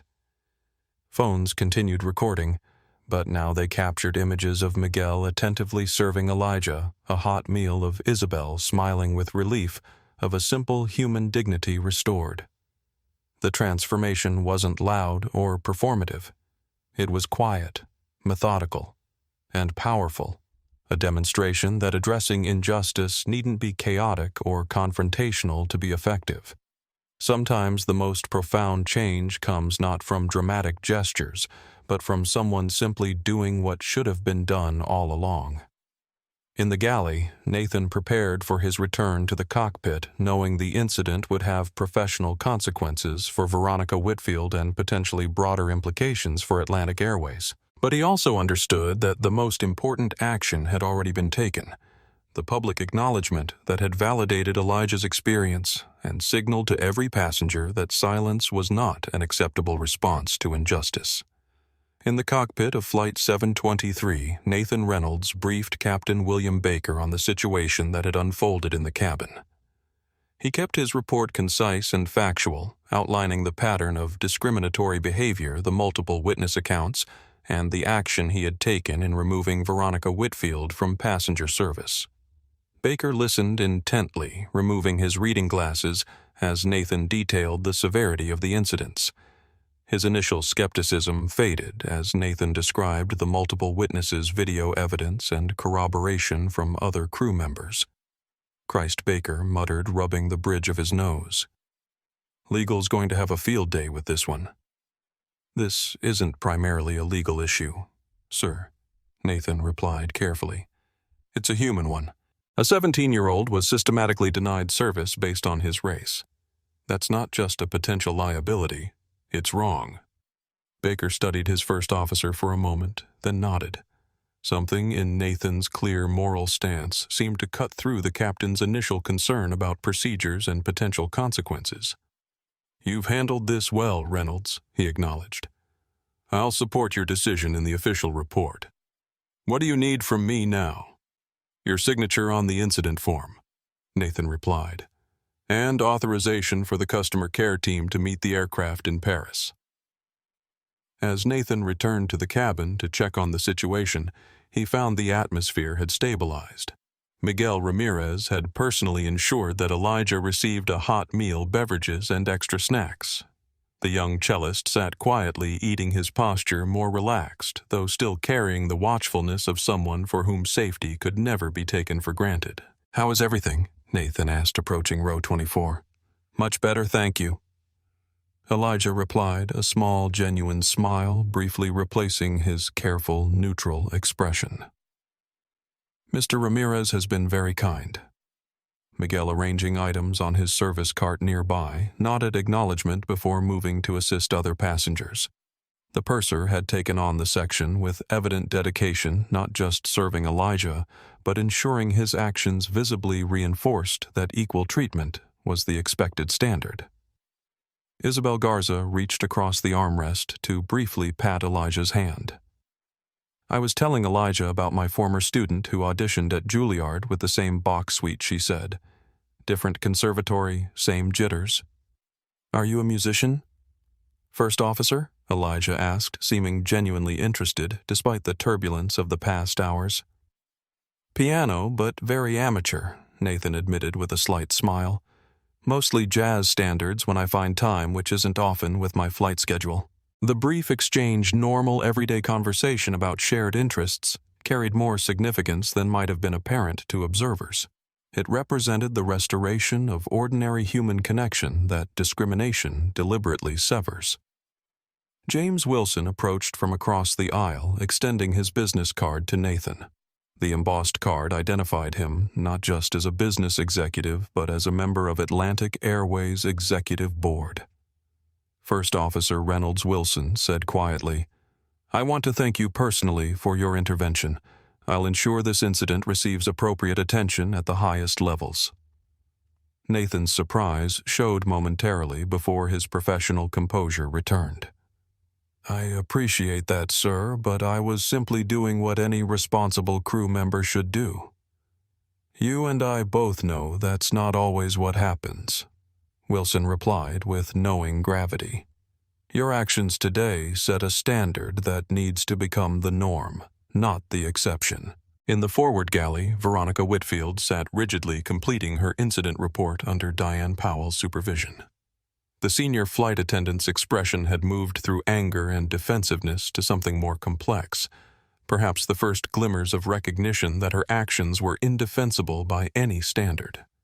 As the flight continued toward Paris, Miguel ensured Elijah received regular check-ins and service. Other passengers occasionally stopped by his row to express support, brief comments, or simply a nod of acknowledgement that created a protective community around him. For Elijah, the dramatic shift in his treatment from deliberate erasure to careful attention carried a bittersweet quality. While the restoration of basic dignity was welcome, the necessity of intervention to secure it remained a painful reminder of realities he navigated daily. When Miguel brought him a second beverage an hour after the initial intervention, Elijah thanked him with genuine appreciation. "It shouldn't have required a first officer to make this happen," Miguel said quietly, regret evident in his expression. "I should have acted sooner." "You tried," Elijah replied, remembering how Miguel had been repeatedly redirected by Veronica. Not everyone would have tried at all. The simple exchange captured the essence of the situation, both the accountability for what had gone wrong and the recognition of those who had attempted in various ways to make it right. As the aircraft continued its journey across the Atlantic, the immediate crisis had been addressed. But the ripple effects were just beginning, effects that would eventually reach far beyond Flight 723 beyond Atlantic Airways into an industry-wide reassessment of how discrimination was recognized, addressed, and prevented. As the initial shock of the confrontation subsided, something remarkable began happening throughout the cabin of Flight 723. What had started as isolated pockets of concern transformed into a community united in support of Elijah Thomas. Isabel Garza settled back into her seat beside Elijah, shared more about her background, creating connection through their shared love of music. "I taught orchestra and music theory for 38 years. She explained, her eyes brightening with memories. "Lincoln High in San Antonio. 3 of my cellists went on to conservatory auditions over the years. Elijah's interest was genuine. What advice would you give? For tomorrow, I mean. Isabel considered this carefully, her expression thoughtful. Technically, they expect perfection, that's just the baseline. But what separates the accepted from the rejected is something else entirely. She leaned closer, her voice lowering slightly. Bach has mathematics in his bones, but his soul is human. They're looking for both. From her bag, she withdrew a small, well-worn notebook filled with handwritten musical notations. The pages showed evidence of years of use margin notes highlighting coffee stains from long rehearsals. These are my observations from when my student Maria performed the same piece at her Juilliard audition, she explained, handing it to Elijah. They might help with your final preparation. Pay special attention to the phrasing notes on page 4. That's where most performers miss Bach's intentions. Across the aisle, James Wilson had returned to his seat after speaking with First Officer Reynolds. Noticing Elijah glance in his direction, he leaned over. I don't believe I properly introduced myself earlier. James Wilson, he said, extending his hand. Elijah Thomas. Thank you for speaking up, sir. Wilson shook his head slightly. No thanks necessary. What happened was wrong, plain and simple. He paused, then added with deliberate casualness, I sit on Atlantic Airways' executive board. This incident will receive proper attention, I assure you. Elijah's eyes widened slightly at this revelation. I'm not saying that to impress you, Wilson continued. I'm saying it because I want you to know that your experience matters. What happened today won't be swept under the rug. Behind them, Sophia Martinez leaned forward slightly between the seats. My dad's a civil rights attorney in Atlanta, she said, her voice carrying the confidence of youth combined with genuine concern. The video we recorded is yours if you want it. We can send it directly to your phone. Her friend Taylor added, It's already got over 200 views on my private account. I set it to friends only for now, but people are asking for permission to share. Elijah tensed visibly at this information. I appreciate you recording it as evidence, but I really don't want to become a viral sensation right before my audition. That kind of attention could affect the judge's perception. Sophia nodded immediately, understanding dawning on her face. Of course. It's your experience, your choice. We'll keep it private unless you say otherwise. Thank you, Elijah replied, genuine relief in his voice. Maybe after the audition we can talk about it again. The conversation highlighted something crucial amid the collective outrage and support. Elijah's agency over his own experience remained central. The well-intentioned advocacy around him still required his consent to respect his dignity. From rows ahead and behind, other passengers stopped by to express support in small ways. An elderly gentleman offered Elijah his business card. He taught at a music conservatory in Boston and had colleagues at the Paris Conservatoire. A mother, traveling with 2 young children, told him her family would be sending good vibes for his audition. Miguel Ramirez returned with extra pillows for Elijah's seat. For proper back support, he explained arranging them with care. Musicians need to be comfortable before performances. My cousin who played violin always said uncomfortable seating was a performer's worst enemy. As he adjusted the pillows, Miguel spoke quietly. I want to thank you too. For what Elijah asked, genuinely puzzled. For maintaining your dignity throughout all this, Miguel replied. It would have been understandable to react differently given the circumstances. Your composure made it impossible for anyone to dismiss what was happening. Elijah shrugged slightly, a gesture that carried the weight of practiced restraint. My mom always says that in situations like this I have to be twice as controlled as anyone else, that the rules are different for me. Miguel's expression tightened momentarily, acknowledging the painful truth in this statement. She's right. It's not fair, but she's right. He paused before adding, just know that what happened today matters. It matters that people saw it, spoke up, and that there were consequences. Near the forward cabin, Nathan Reynolds emerged briefly from the cockpit for another cabin check. He nodded acknowledgement to Elijah as he passed a simple gesture that contained volumes, recognition, respect, one equal to another.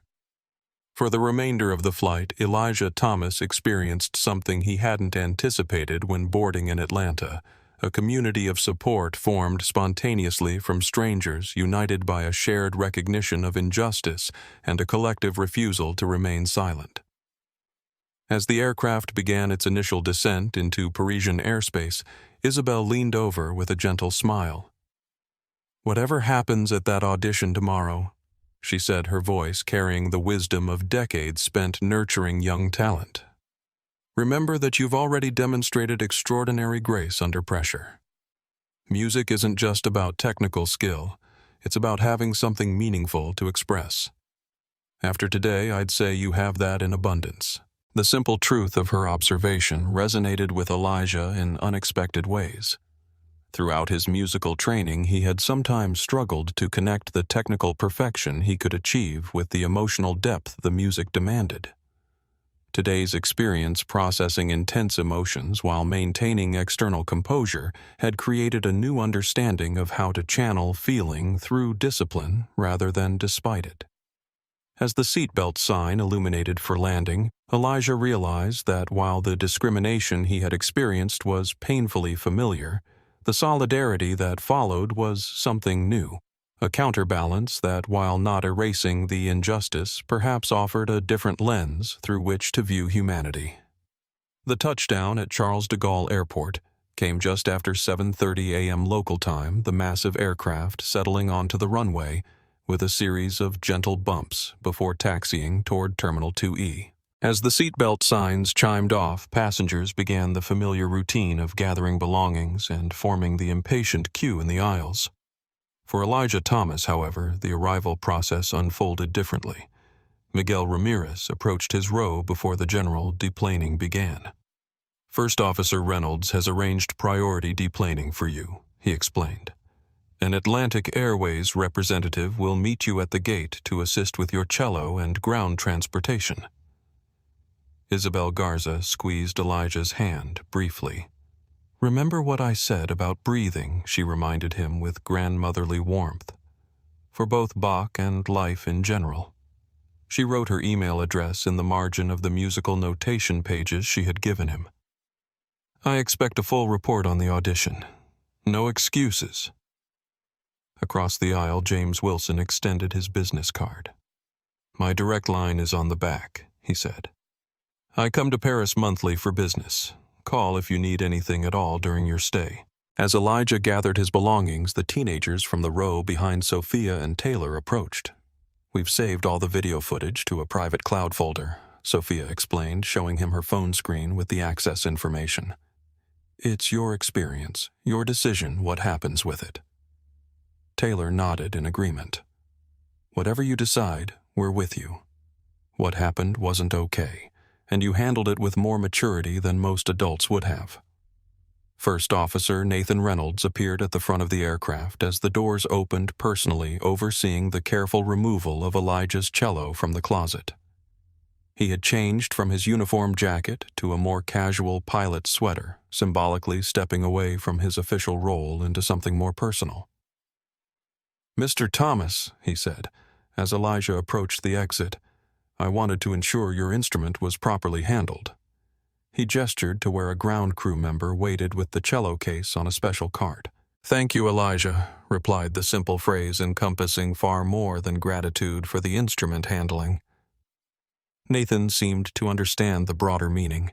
He reached into his pocket and withdrew a small object, a silver pilot's wings pin, the kind sometimes given to children visiting the cockpit.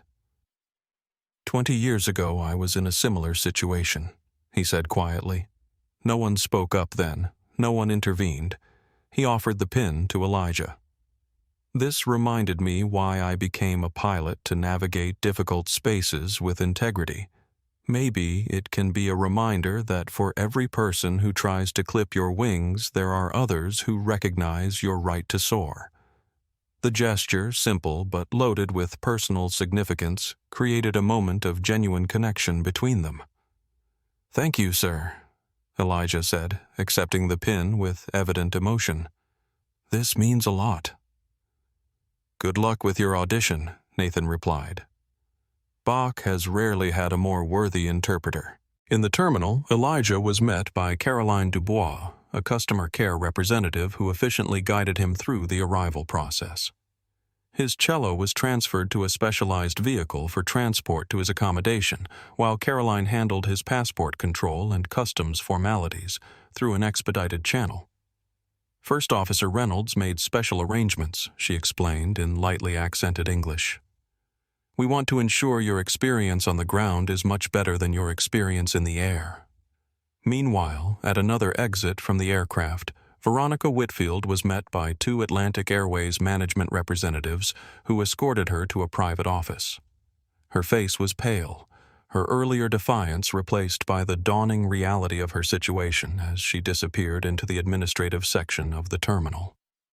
As Elijah settled into the company car that would take him to his accommodation, his phone buzzed with a message from his mother. "Just landed," he texted back, deciding that the full story could wait until after his audition.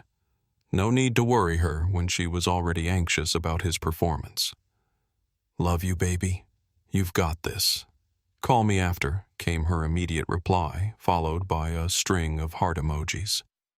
The simple exchange brought unexpected emotion welling up the culmination of stress exhaustion and the strange mix of validation and residual hurt from the flight.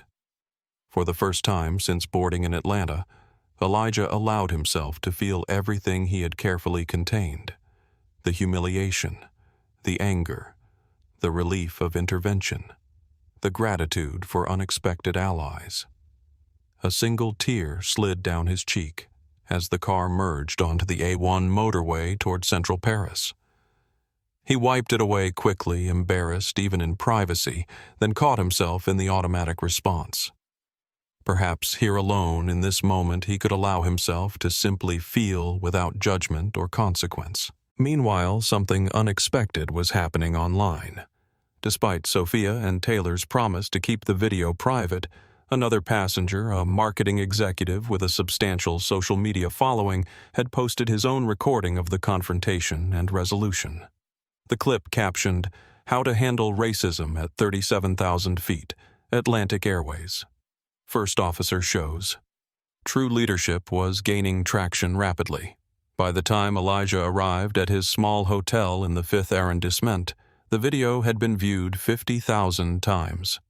By noon, as he unpacked his cello for a practice session, the count had reached 250,000. At Atlantic Airways corporate headquarters in Atlanta, the overnight team monitoring social media had already escalated the situation to senior management. Emergency meetings were scheduled, statements drafted and then discarded as insufficient as the video continued to spread. Inside a small, precisely furnished hotel room in Paris, however, Elijah Thomas remained unaware of the growing attention. With his cello finally unpacked and tuned, he began to play the familiar, intricate patterns of Bach's prelude flowing from his fingers.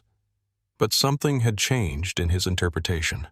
The mathematical precision remained flawless, but now each phrase carried new emotional depth, the resilience forged through adversity, the dignity maintained despite attempts to diminish it, the complexity of navigating spaces not designed to welcome him. As the music filled the modest room, Elijah found himself incorporating everything he had experienced, not as distraction, but as depth, transforming challenge into artistic expression. Tomorrow would bring the audition and whatever consequences would unfold from the events on Flight 723. But today, in this moment, there was only the music, the one space where he had always been valued purely for his merit, where no one could deny him his rightful place. At Atlantic Airways' gleaming headquarters in Atlanta, the executive conference room had transformed into a crisis management center by 9:00 a.m. Eastern Time. Flat-screen monitors displayed social media metrics, news coverage, and the viral video that had accumulated over 3 million views in less than 15 hours. CEO Catherine Palmer, a formidable woman in her late 50s, known for her direct approach, stood at the head of the table, arms crossed as she absorbed the situation. Unlike many executives who might delegate such matters, Palmer had built her reputation on addressing problems personally, particularly those involving the company's core values. "So, let me understand this correctly," she said, her voice dangerously calm. A black teenage passenger was systematically denied service throughout a transatlantic flight. Multiple witnesses corroborated the discrimination. Our first officer intervened because other crew members failed to do so. The entire incident was recorded from multiple angles and is now viral. And our initial public statement was, she picked up a printed page with evident disdain. "Atlantic Airways is investigating reports of a service inconsistency on Flight 723.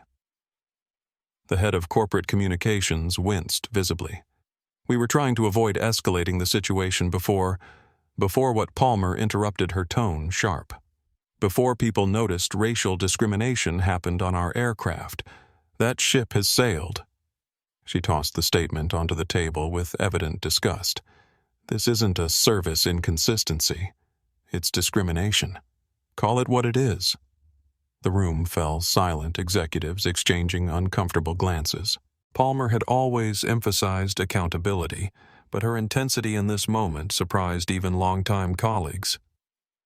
As the tension peaked, James Wilson entered the conference room, having flown back from Paris on the first available connection. His presence caused a stir. Board members rarely involved themselves in operational issues. James Palmer acknowledged with a nod. "I understand you witnessed the incident firsthand." "I did," Wilson confirmed, setting his briefcase on the table with deliberate care. "And I want to be absolutely clear, what happened on that flight was textbook discrimination." The young man involved, Elijah Thomas, was singled out and denied service that every other passenger received automatically. He activated a tablet and projected his own documentation onto the main screen, a meticulous timeline of events from Flight 723, with timestamps and specific observations. The senior flight attendant, Veronica Whitfield, deliberately skipped Mr. Thomas for beverage service at 17:42 UTC. She denied him a blanket at 19:15 despite distributing them to surrounding passengers. She removed another flight attendant who was about to serve him a meal at 20:30. When he finally requested water, she accused him of being disruptive in front of the entire cabin. Wilson's precision silenced the room. If First Officer Reynolds hadn't intervened, this situation would have been exponentially worse. Palmer turned to the HR director. "Where is Ms. Whitfield, now suspended pending investigation as per protocol? She arrived back in Atlanta this morning and has been interviewed by our internal affairs team. And First Officer Reynolds still in Paris. He's scheduled to deadhead back on tomorrow's flight." Palmer nodded decision, visibly formed. "Here's what happens next. First, we issue a new statement immediately. We acknowledge the discrimination that occurred, apologize unequivocally to Mr. Thomas, and outline specific steps we're taking to address both this incident and prevent future occurrences." She turned to the HR director. "Second, I want a complete review of Ms. Whitfield's service record. If there are previous incidents that were overlooked, I want to know why and who failed to address them." "There are," Wilson interjected quietly. "I've already requested the records. 3 passenger complaints in the last 18 months alleging similar treatment, all classified as resolved after standard customer service responses. No disciplinary action taken." A troubled murmur spread through the room. "Third," Palmer continued, "I want to speak personally with First Officer Reynolds. His intervention represents exactly the kind of leadership we should be recognizing and amplifying throughout the organization." She paused, scanning the faces around the table. "And fourth, most importantly, I want a comprehensive overhaul of our training protocols around bias recognition and intervention. This isn't just about one flight attendant. This is about creating a culture where everyone feels responsible for ensuring equitable treatment." The Chief Operating Officer raised a hand.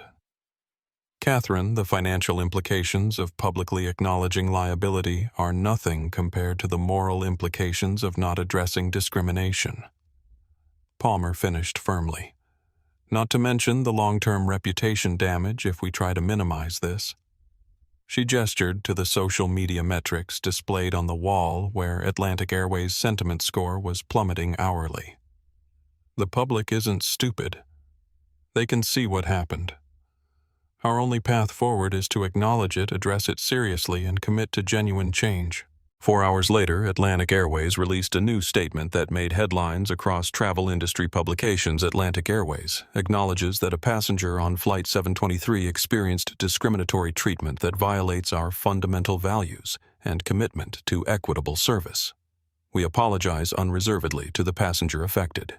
We are taking immediate steps, including a comprehensive review of our training programs, implementing enhanced reporting mechanisms for bias incidents, and appropriate personnel actions.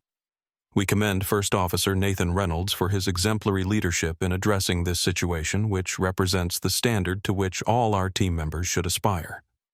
By evening, a more detailed announcement revealed the development of what would eventually become known as the Reynolds Protocol, a structured intervention process empowering any Atlantic Airways employee to address observed discrimination, regardless of hierarchical position.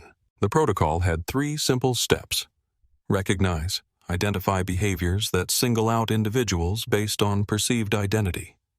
Respond, intervene directly, prioritizing the dignity of the affected person, and report document incidents thoroughly to enable appropriate follow-up.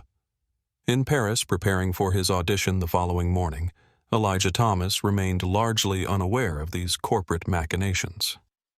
His mother, however, having finally learned the full story from viral videos shared by relatives, was on the phone with Atlantic Airways' executive customer team. Her nurses, calm in crisis situations, temporarily abandoned in fierce maternal advocacy. "My son shouldn't have had to endure 3 hours of discrimination before someone intervened," Denise Thomas stated firmly. "I'm glad your first officer finally did the right thing, but where was everyone else?" As the day ended in Atlanta, CEO Palmer made one final decision that would prove crucial to the long-term impact of the incident. She authorized a substantial donation to a music education access fund for underserved communities, with the stipulation that it would be named after the program's first recipient, regardless of whether Elijah Thomas ultimately chose to pursue legal action against the airline. It was a gesture that acknowledged a fundamental truth: some harms cannot be undone, only recognized and transformed into opportunity for others. The bridge from accountability to growth was being constructed, one careful decision at a time. The Conservatoire de Paris stood like a testament to artistic permanence amid the bustling modern city.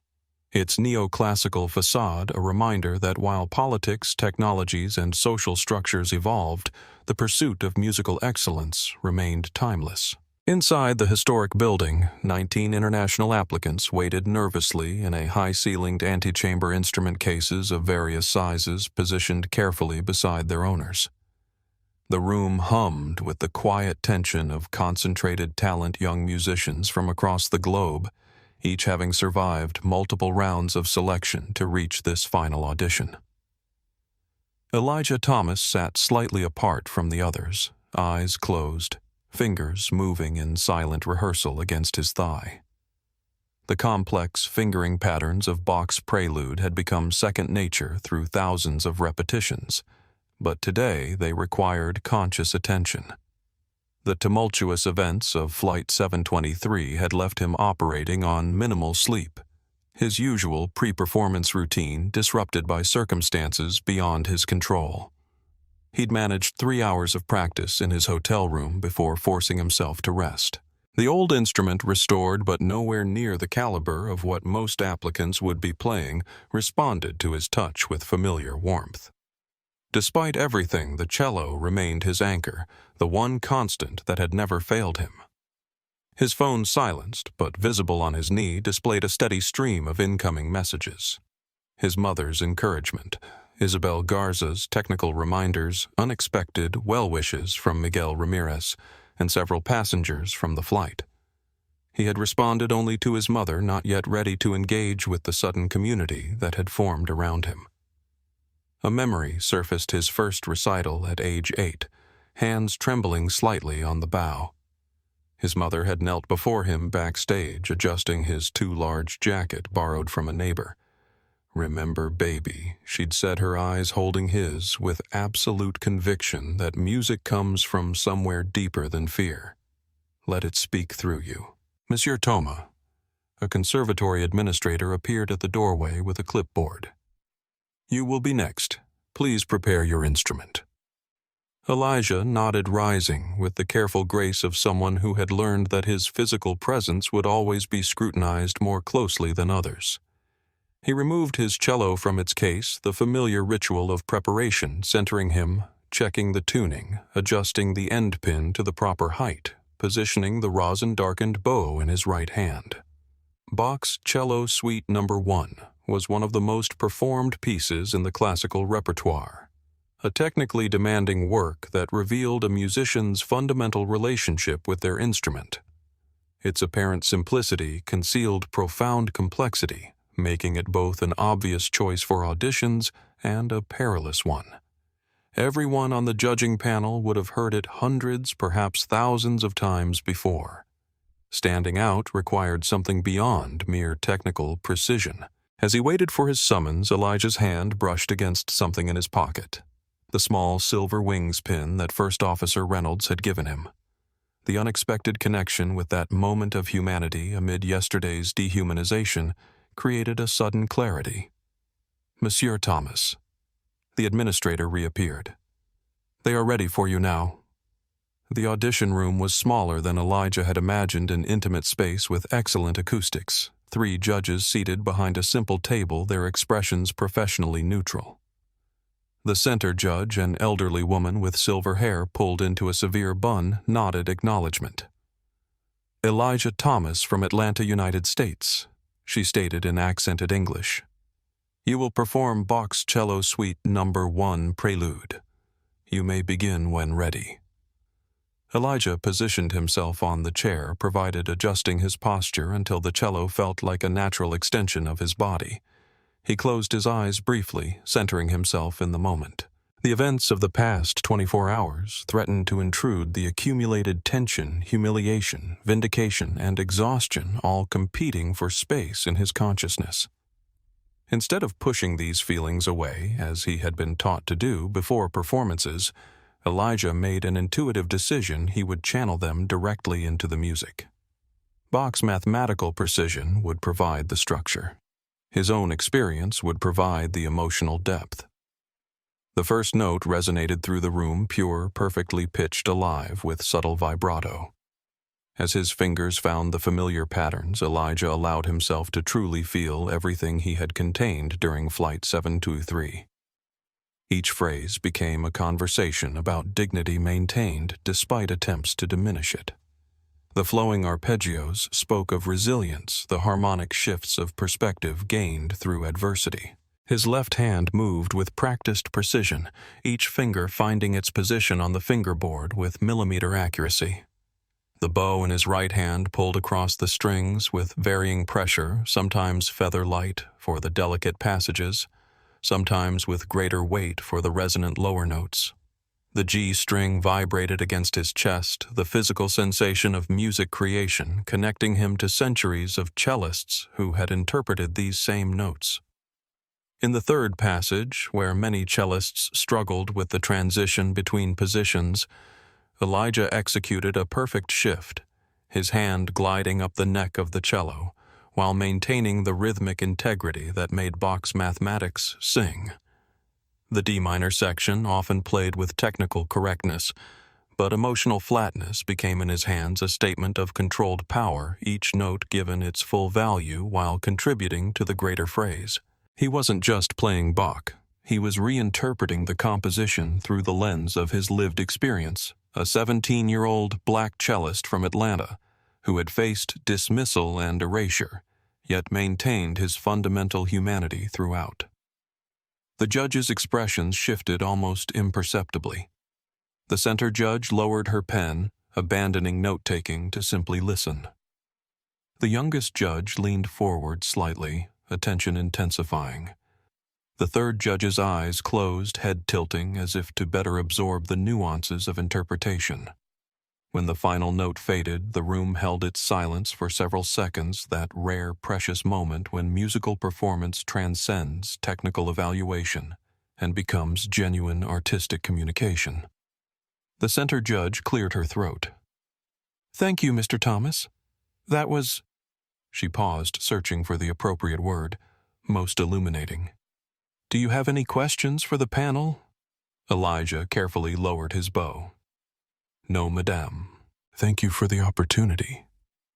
As he packed his cello back into its case, Elijah noticed his hands were perfectly steady. The anxiety that had accompanied him into the room had transformed into something else, a quiet certainty that, regardless of the panel's decision, he had expressed something authentic through his music. He had played his truth, and that was ultimately what mattered. In the hallway outside, the administrator who had called him in earlier approached with an uncharacteristic smile. "That was exceptional, young man," he said quietly. "Truly exceptional." Elijah nodded thanks, not yet trusting himself to speak. The emotional release of the performance had left him simultaneously drained and invigorated. Outside the conservatory, Paris continued its timeless rhythm. Cafes filled with morning patrons, tourists navigating narrow streets, residents hurrying to work with practiced efficiency. Elijah stood for a moment on the historic steps, cello case secured on his back, and took a deep breath of the cool morning air. His phone vibrated with an incoming call, his mother anxiously awaiting news of the audition. As he began to describe the experience to her, Elijah realized something fundamental had shifted within him. The same dignity he had maintained throughout Flight 723, the core self that Veronica Whitfield had failed to diminish despite her efforts, had found its voice through Bach's centuries-old composition. "I don't know if I'll get accepted, Mom," he said honestly. "But I know I played my best not despite yesterday, but because of it. Everything I felt, I put it into the music." "That's all anyone can ever ask of you, baby Denise," Thomas replied, her voice carrying both pride and the subtle strain of a parent who understands the world will not always see her child's brilliance. "You took something meant to break you and made it strengthen you instead. That's a kind of victory no one can take away." As Elijah ended the call and began walking toward his hotel, notifications continued to appear on his phone, the outside world increasingly aware of his story, increasingly invested in its outcome. But for this moment in the clear Parisian morning after performing Bach exactly as he had intended, Elijah Thomas experienced something unexpected, the perfect temporary freedom of being valued purely for what he had created, judged solely on the merit of his music. It was a feeling he wanted every young musician to experience regardless of their appearance or background. A feeling that in the months ahead would shape his decisions about Atlantic Airways' settlement offer, and his own evolving role as reluctant symbol in a larger conversation about equality, accountability, and the transformative power of bearing witness. 2 weeks after the events of Flight 723, First Officer Nathan Reynolds stood in Atlantic Airways' primary training facility, facing 30 senior flight attendants and pilots who would become the company's first dignity advocates. The newly created role would fundamentally alter the airline's approach to recognizing and addressing discriminatory behavior. The Reynolds Protocol isn't about creating heroes. Nathan explained, his uniform replaced by business casual attire that subtly shifted his authority from rank to expertise. It's about establishing a consistent framework for intervention when we observe discrimination happening. He gestured toward the screen behind him where 3 principles were displayed in clear, direct language. Recognize. Identify behaviors that single out individuals based on perceived identity. Respond. Intervene directly, prioritizing the dignity of the affected person. Report. Document incidents thoroughly to enable appropriate follow-up. Flight 723 represented a breakdown at multiple levels. Nathan continued candidly, not just in the discriminatory treatment itself, but in the fact that intervention came so late. Several crew members noticed what was happening, but didn't feel empowered to act. That's what we're changing today. In the 2 weeks since the incident, Atlantic Airways had moved with unprecedented speed to implement structural reforms. CEO Catherine Palmer had personally directed the creation of an independent oversight committee comprising civil rights experts, customer advocates, and industry professionals. Their first action had been to review every discrimination complaint received in the past 5 years, revealing patterns that had previously gone unaddressed. Veronica Whitfield's termination had been announced in a carefully worded statement that avoided naming her specifically, while making the consequences for discriminatory behavior unambiguously clear. More significantly, 2 mid-level managers who had dismissed previous complaints about her conduct were placed on administrative leave pending review. Miguel Ramirez had been promoted to a newly created position, training specialist for inclusive customer experience, where his natural empathy and first-hand experience with the Flight 723 incident would help shape the next generation of flight attendants. Perhaps most remarkably, Atlantic Airways had initiated industry-wide conversations about establishing unified standards for addressing discrimination in air travel. What could have been handled as isolated damage control was instead being leveraged into meaningful reform across commercial aviation. As Nathan guided the inaugural class of Dignity Advocates through scenario-based training, his phone vibrated with a message from an unknown Parisian number. Checking it during the next break, he found a simple text I got in. "Full scholarship. Thank you for everything. Elijah Thomas." Nathan smiled, showing the message to Miguel, who had joined him as co-facilitator for the training. "That's what this is really about," Miguel commented, "making sure talent like his isn't buried under bias. Making sure the next Elijah Thomas doesn't have to endure what he did before someone steps in." By the end of the month, Atlantic Airways had announced a substantial donation to establish the Future Artists Transportation Fund, providing travel grants to young musicians from underserved communities attending international auditions and competitions. The program's first recipient was listed as E.T. from Atlanta at the student's request for privacy, though that anonymity would be short-lived as Elijah's story continued to resonate across traditional and social media. In Atlanta, James Wilson had convened a special session of the Atlantic Airways Executive Board to present findings from an external audit of the company's complaint handling procedures. What we discovered was a pattern of incident classification that routinely downgraded discrimination reports to customer satisfaction issues. He explained his normally reserved demeanor charged with purpose. This wasn't just about one flight attendant. It was about organizational structures that failed to recognize and address discrimination even when directly reported. The resulting accountability measures were unprecedented in the industry, tying executive compensation directly to verified improvements in equitable treatment metrics, establishing anonymous reporting channels that bypassed traditional hierarchies, and creating public-facing dashboards that tracked the company's progress. Most importantly, the changes weren't presented as damage control, but as competitive advantage. Companies that address bias effectively retain more customers, attract better talent, and ultimately deliver better experiences, CEO Palmer stated in a widely covered press conference. This isn't just the right thing to do morally, it's the smart thing to do as a business. As summer turned to fall, other airlines began implementing their own versions of the Reynolds Protocol. Transportation industry publications featured case studies on Atlantic Airways' transformation. Nathan Reynolds became a reluctant public figure invited to speak at industry conferences about creating accountability structures that empowered bystander intervention. For Nathan, however, the most meaningful validation came not from professional recognition, but from a simple email he received from Isabel Garza, who had exchanged contact information with him before leaving Paris. "I thought you should see this," she wrote, attaching a link to a student recital at the Conservatoire de Paris.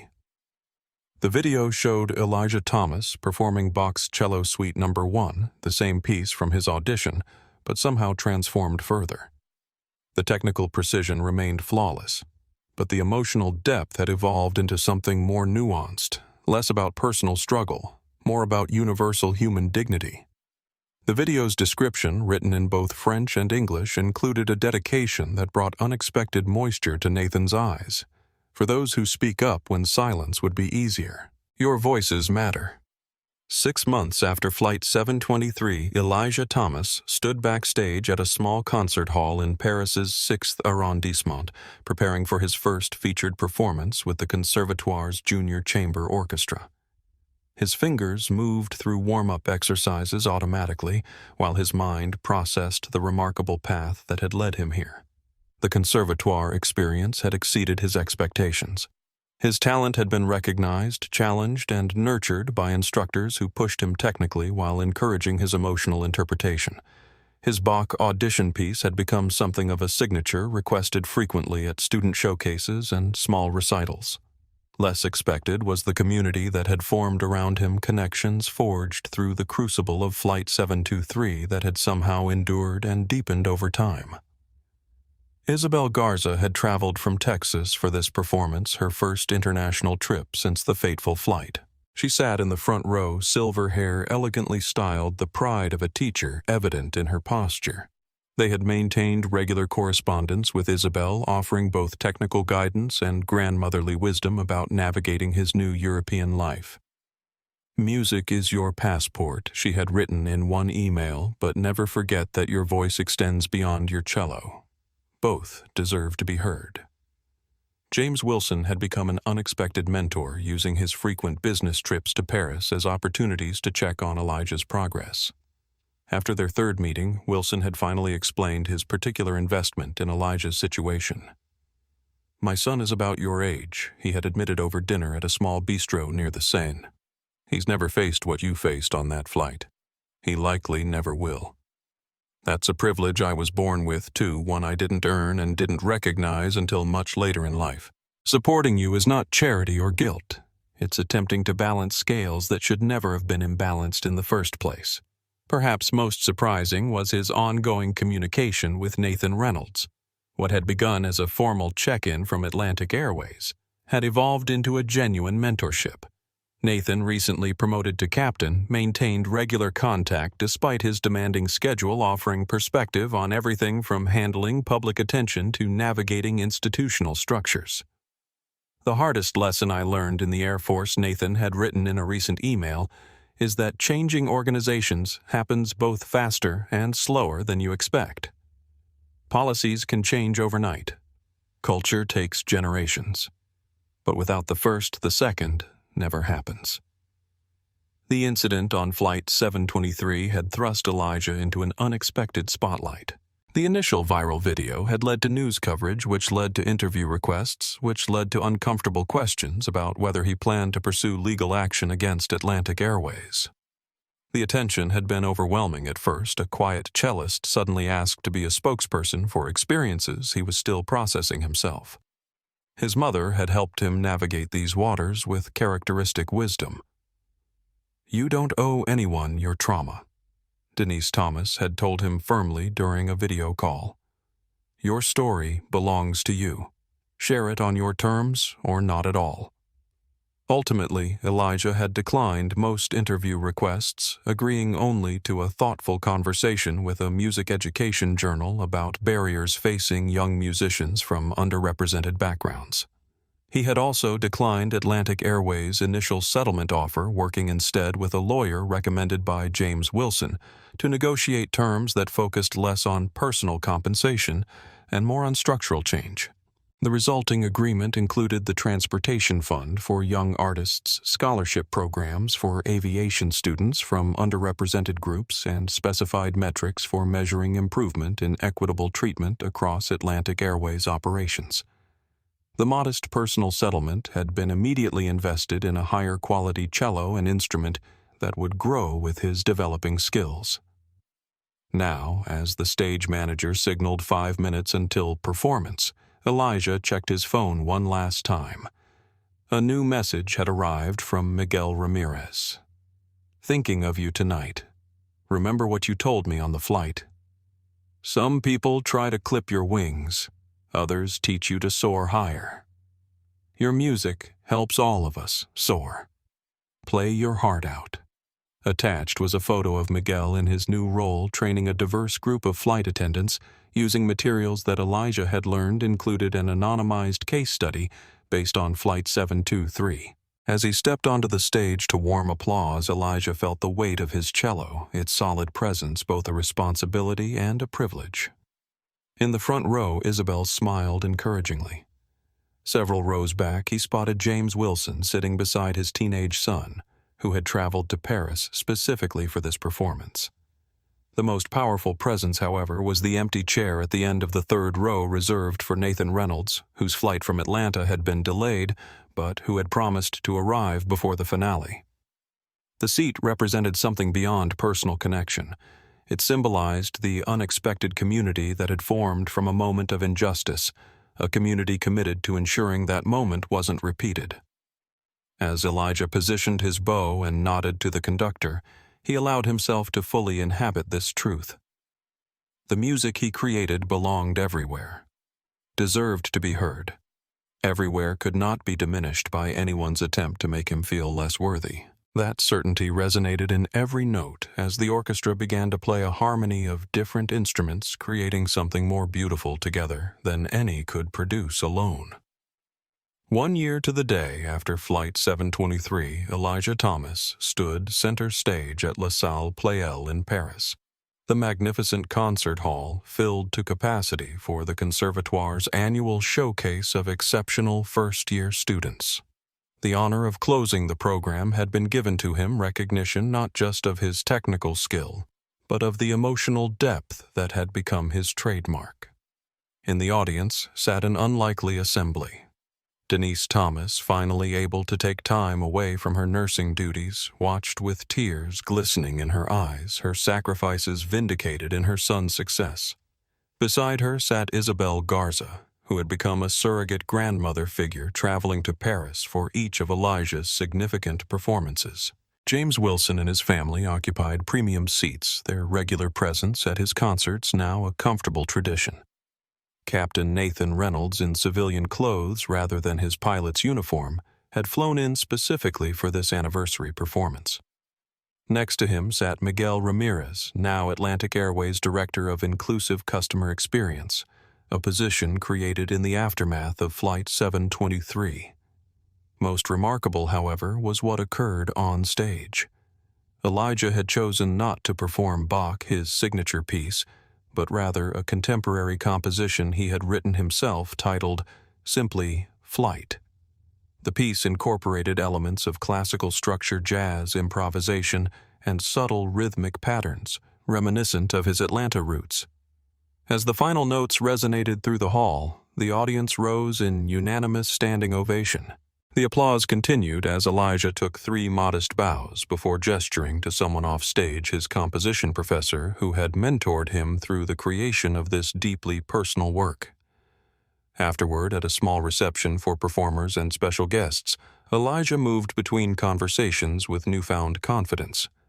The nervous teenager who had boarded Flight 723 a year earlier had transformed into a poised young artist secure in his talents and his place in the world. "Your piece was extraordinary," Nathan told him, the two now comfortable in their friendship despite the age difference. "You've taken everything that happened and transformed it into something beautiful without diminishing its truth. That's real artistry." "I had good teachers." Elijah replied, his gaze encompassing the unlikely community gathered around him. People connected not by common background, but by a shared commitment to recognizing and addressing injustice. Across the Atlantic, in a discount department store in suburban Atlanta, Veronica Whitfield restocked shelves with mechanical precision, her name badge identifying her only as V. The viral nature of Flight 723 had made finding employment in customer service challenging. Her current position represented a significant step down in both status and income. During her break scrolling through her phone, she came across a music review from a Parisian cultural magazine. The headline featured a name she had tried to forget: Elijah Thomas, a new voice transforms personal experience into universal art. The accompanying photo showed the young cellist she had deliberately ignored and mistreated, now poised and confident on a prestigious stage. The article praised not only his technical precision, but the emotional authenticity of his original composition, noting that adversity had seemingly deepened rather than diminished his artistic voice. For the first time since her termination, Veronica felt something beyond self-pity and resentment, a dawning recognition that her actions had failed in their fundamental aim.